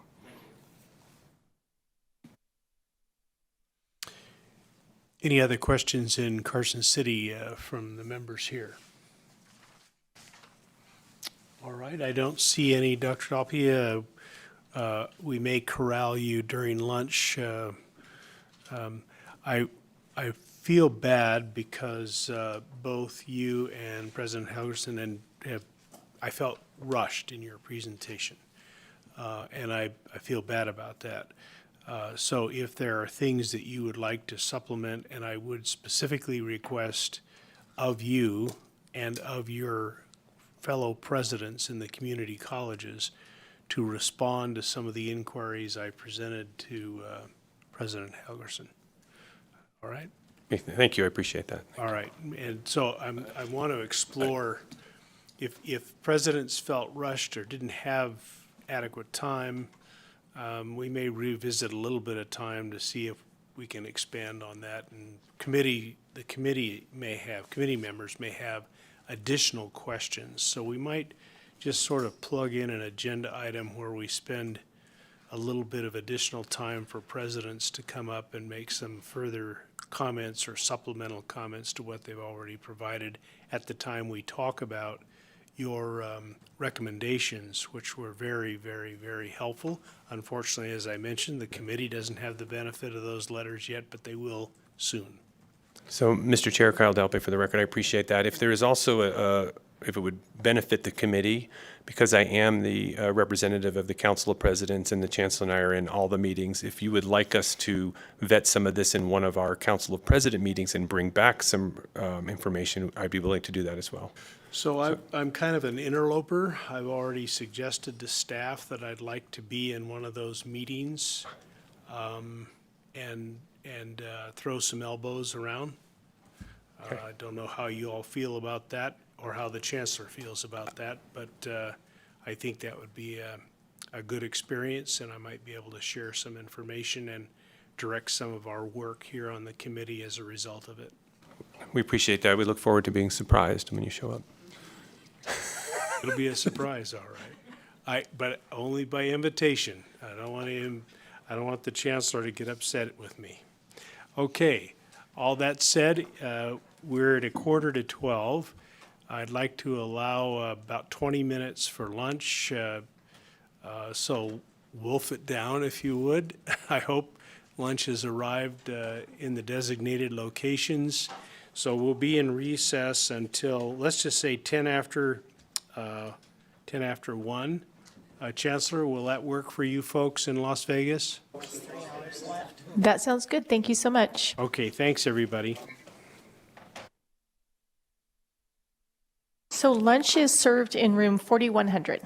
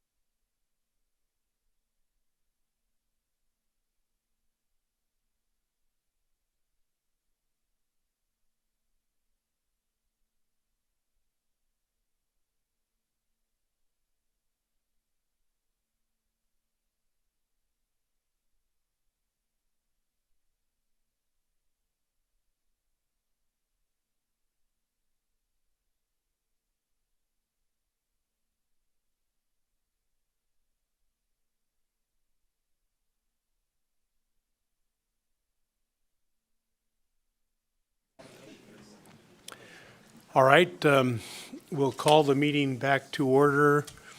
Chancellor, are you folks ready to go? We certainly are. Thank you. And just for the record, Mr. Sanchez and Regent Brooks had to leave. Okay. All right, let's proceed then, excuse me, with agenda item number 5, a presentation by HCM Strategies regarding NSHE's accounting protocols for self-supporting accounts. We have a number of slides on this and on the next area. So we'll invite our consultants to come up and ask them to proceed accordingly. Thank you for being here. Great. Good afternoon. Thank you, Chair. Thank you, Vice Chair, for the opportunity to present with you again today. We do have 2 presentations that run back-to-back on the agenda. But for the record, I'm Martha Snyder. I am partner with HCM Strategists. I am joined by my colleagues, William Carroll, Director with HCM Strategists, and Nate Johnson, who is a Senior Affiliate with HCM Strategists and Principal at Post-Secondary Analytics. Nate will actually be the primary lead on this portion of the agenda, discussing the self-supporting accounts, some of the reflections on certainly some of the information that Chris provided earlier today, but also putting it in context of other states and national best practices. So with that, I'll turn it over to Nate to lead this portion of the presentation. Thank you, Martha, and Nate Johnson for the record. I've been asked as part of this presentation to provide a bit of an outside perspective on the self-supporting accounts that you heard earlier from Mr. Viton about. I am going to talk a little bit about what my understanding of what they are, then look briefly at the audit and the NSHE response to the audit for compliance and transparency purposes, and then make some initial observations about them from more of a strategic point of view, and I hope get some of your thoughts about what you would like to do next with this part of the analysis, since it's a pretty big area and there are lots of different directions that we could go with it. So not every state has a category that they call self-supporting accounts. They all have accounts that are self-supporting in one way or another, but looking across the other states, it's not like you'll see a category like this or a legislative audit with exactly the same groups of revenues and expenditures in it. What they are in this case are the accounts within the state-supported budget that have a specific revenue source and expenditure purpose, but that are not part of the core general revenue and expenditure fund. It's a specific classification that's grounded in your own state law and practice, and there's some overlap with what other states do, but it is a very Nevada-oriented category, so my expertise there is going to be limited, and I will probably end up deferring to Mr. Viton on issues that relate to that. It doesn't include some things that in kind of the common English language sense of the word would be considered self-supported, like auxiliaries, dormitories and housing, sponsored research, which is supported through operating funds, usually from the federal government, sometimes from other places. And it doesn't include fees that have specific legal restrictions attached to them in Nevada law or NSHE board policy. These accounts are used internally by institutions to manage budgets for specific purposes. And as you can see in the audit, which I think you've all received, there are several thousand of them around the state across the different institutions across the years that they analyzed. So in fiscal year 2022, for example, there were 5,808 programs that were listed as self-supporting accounts. And these items ranged from accounts that were under $10 to several million dollars. And I understand you have a new board policy about scrutinizing only those that come over a certain threshold, which certainly makes sense with that scale of the number of accounts and the variations in size. So I looked at the database from fiscal year 2020 of these accounts and also the non-self-supporting accounts. I think there were about 20,000 in total, of which 5,800 or so were in the category that were subject to the audit. Some of them are student fee related, like the summer session revenues and from that are not included in the funding formula as we discussed or you've heard about from some of the presidents earlier. There are fees for certain kinds of educational assessments. There are library fines, not very much, fortunately, but there are a couple categories for library fines. Don't worry, your institutions are not being driven primarily by overdue book fees. That would create some pretty bad incentives, but just to give you a sense of what the range is. Others have different revenue sources that aren't related to students, and these vary, again, pretty widely. From clinical patient care revenues that are used to fund medical school faculty, as well as some other faculty in areas where the faculty are practitioners as well as professors. So that's very common for medical school faculty. A lot of their compensation is derived from being practicing doctors, and there are accounts set up to provide the revenue from that patient care activity to supplement their revenue from state general funds. It can include things like ticket sales. So if there's a performance or an art exhibit or something like that, or an academic conference, an account can be set up either in general for that kind of thing or even for a specific event. Facilities rental is another, if institutions are renting out facilities to outside clients. Or faculty startup packages. So it's pretty common, especially if a chemistry professor comes in to get a certain amount of money that they can spend over a given period of time, which might be several years. And they have a pretty wide discretion over how they can use that to set up their lab, travel to conferences, things like that. So there will be a startup fund in the name of a particular faculty member. So those are just some of the categories that are in there. So in the 2022 audit, which you received, I guess it was issued in January, but done in 2022, I did want to point out that, again, looking at it from the outside point of view and just at the high level, there were no findings of fraud or use of funds that were contrary to state or student interests. The findings did relate to not being able to track the way all the funds were used or transferred across accounts sometimes, or funds being used from one account that were designated for a different purpose. But there were no findings that any of the funds had been used in a way that was clearly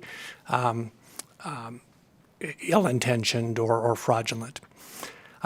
There were 13 audit recommendations, and I grouped these into a few categories. My goal is not to go through in huge detail each of the audit findings, but they related in some areas to the use of the student fees, which you might have one set of concerns about. Another was just the use of self-supporting accounts as an accounting practice in general. And then the third category was the location, size, and purpose of the reserve accounts.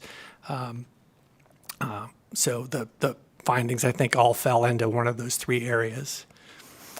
So the findings that related to transfers among state-supported and self-supporting accounts were 1 to 3, 5, 7, 11, and 13.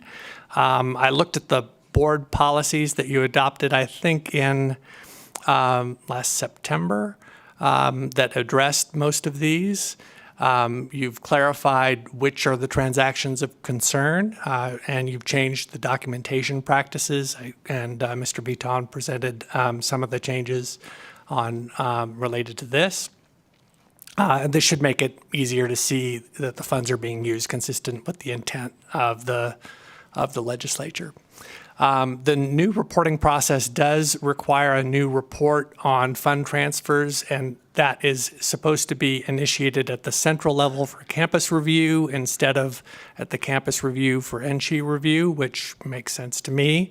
The first time that report will be done will be for fiscal year, I think that should say 2023. The report will be December 2020, no, fiscal year 2024, that's right, prepared in December. Is that right, Mr. Viton, Chris? Is that? Chris Fatone for the record. Yeah, the first opportunity we'll have will be December of 2024. Some of these reports are still in development, so we will be able to respond better on the timeline for all as we work through them. But the first opportunity will be December 24 for fiscal year ending 24.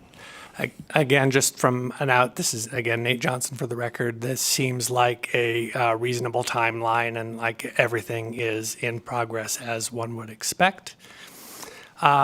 Recommendations 4, 6, 8, and 12 were specifically about student fees. I think that's an area where the board might have different kinds of strategic concerns as well as just fiscal or compliance concerns, and it's worth thinking about those as a separate category. You do have revised policies that are making the fee definitions more consistent with more reporting requirements.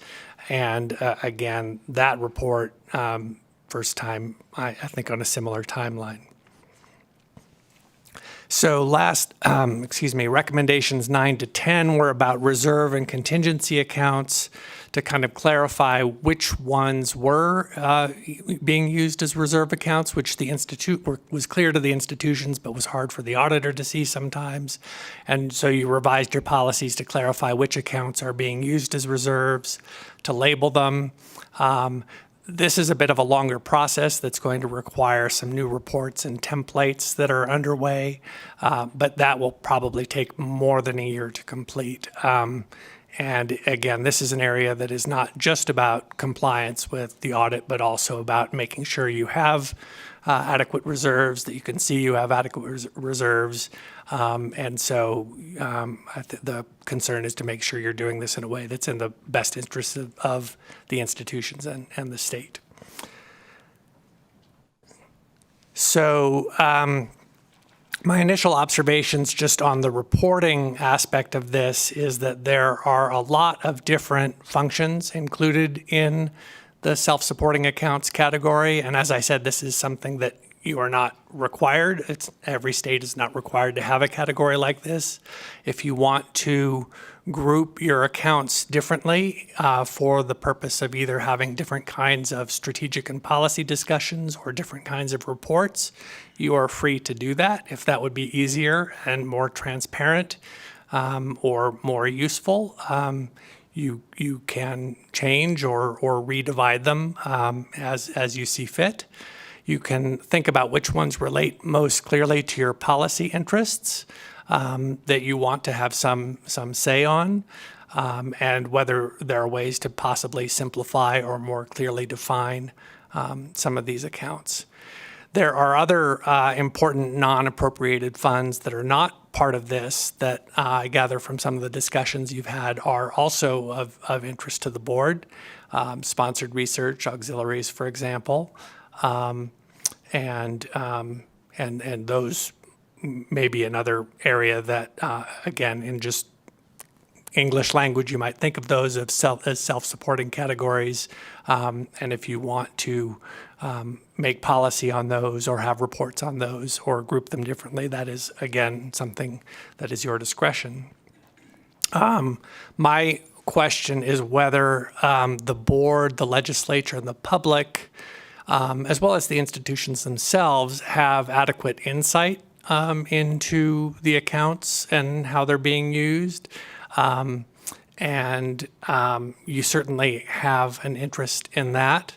And transparency doesn't always mean just being able to see every transaction that's ever made. That's often not very useful or very clear. but you want to make sure you have the kinds of reports that are useful to you.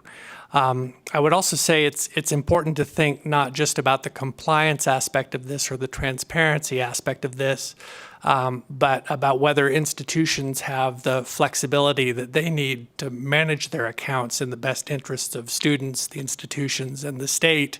And sometimes there can be a cost in terms of regulation, compliance, having a lot of reporting, having a lot of different categories, fund categories. There can be a cost to that for institutions in having to manage more complicated budgets, having challenges transferring funds when it would be in the interest of students or the state to do that if it is too hard to do that. So those are some of the trade-offs that you have to figure out how to balance in determining how you want to go forward with this. I'm going to kind of back up now from the more technical aspect of this to ask you to think about it more strategically from a higher elevation, as it were. And I've made some concentric circles here that put some of these discussions in relationship to each other, starting with the smallest one where we've been talking about formula funding, which runs under $500 million a year typically. And that's clearly where you have the most direct control and interest and are expecting it to function as sort of a core source of funding for the institutions. But it's only a subset of the overall state appropriation. There is appropriation outside of the funding formula as well, which the legislature and the board have some interest in monitoring and ensuring that that is driving the kinds of institutional outcomes and processes that you want. And then the next bubble outside of that is the state operating budget, which includes a lot of the self-supporting accounts, as well as some other things in there. That is another $400 million or so of funds that are not appropriated by the legislature, but where you have some policy interests in affordability, in the interests of your students, not having excessive fees, too many fees, too high fees, and that fees are being used for the things that they're supposed to be used for. And then the biggest bubble out there is what you see, again, as an outsider. I use a federal database of financial reports, the Integrated Post-Secondary Education Data Set, just to avoid the acronym, although it's a heck of a mouthful. To assess what the total budget for Nevada public institutions is. And that's, in terms of total revenue, that's about $2.2 billion in fiscal year 2022. And that includes a lot of the things that are not in the state operating budget, like the sponsored research and the auxiliary budgets and some other things that I'll break out for you here in the next slide. So again, breaking out that large figure on both the revenue and expenditure side, I think this is useful because you can think about each dimension of this and what your interest as a board is in representing the interests of the taxpayers, the state as a whole, the students, future students, the institutions, faculty and staff, all the stakeholders that you have to think about balancing. So on the one hand, on the revenue side, the biggest category is state appropriations. There's some grants in there too, but it's mostly state appropriations. And that is larger than it is in most states. And that's partly because Nevada has primarily public institutions, and you don't have, like California does, you don't have a Stanford, you don't have a BYU like Utah does, that are doing some of the things for the state on both the research and the instruction side that you have to do entirely with public institutions in Nevada. And then your support as a percentage of the total funding for public institutions is also higher than it is in most other states. Tuition and fees is the next part of that core budget. and followed by federal grants, a little bit of private and local grants. That part of the bar would be higher in other states as well. Some of that is a function of being a new and quickly growing state and not having, the 19th century philanthropists who endowed large colleges or provided large gifts that have grown in value for 100 years. And then you have the sales and services, which includes a lot of the self-supporting account categories that we talked about, and auxiliaries such as housing and dormitories. And then on the other side, the color coding isn't exactly supposed to match. It's not like this is a one-to-one relationship, but the main expenditure categories, the largest one is instruction, followed by student services, and typically those would be funded largely out of state appropriations and tuition and fees. Again, not strictly a one-to-one correlation. Followed by research, a lot of which, but not all of which, would be funded out of federal grants, public service, and then academic and institutional support, which is kind of the overhead function that that came up in the earlier discussion that you were having about indirect cost recovery. That's part of what is being recovered out of the indirect costs for research, but also has to be covered for instruction and student services. So that's technology fee, technology costs, magazine subscriptions, libraries, the president's salary, the institutional research office's salaries, which is near and dear to my heart as a former institutional researcher, things like that. I took an initial look at some of the states that have a structure similar to Nevada for some ideas of things that you could look into further. But again, given that this is such a diverse category of revenues and expenditures, I thought it would be, before digging into it too deeply, I wanted to understand more what some of your concerns were in this area.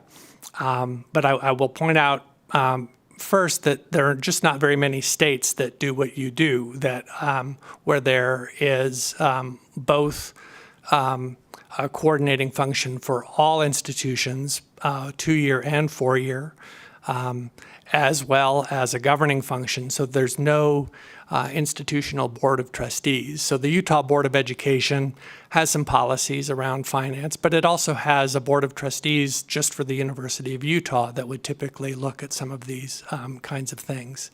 The closest examples, none of your neighboring states, for example, has that kind of a board structure. The closest examples that I could find were Hawaii, which is quite a bit smaller, Georgia, which is quite a bit bigger, and New York, which is divided in two, but each one of them does kind of have that structure. So the City University of New York has about half the institutions just for the city, including 2-year and 4-year institutions, and is both a coordinator and a governor. And the State University of New York system has that function for the rest of the institutions in the state, except for the city. So these are the boards that are responsible for both system level, community college, university alignment, as well as individual institution government. So governance. So you've really got your hands full. And as a couple of people have pointed out, it was one thing to do that when Nevada had a population of, 1 million people. Maybe it was more like the size of Hawaii, and a few institutions, but it's grown considerably, of course, in the last 30 or 40 years, and is now a medium-sized state with more institutions, more complicated institutions, and so you have to think pretty carefully about what level of detail you want reported up to you, how much you want to get into the weeds on different kinds of accounts and other reports, as well, while you can still maintain the policy role that you're supposed to have for the state as a whole.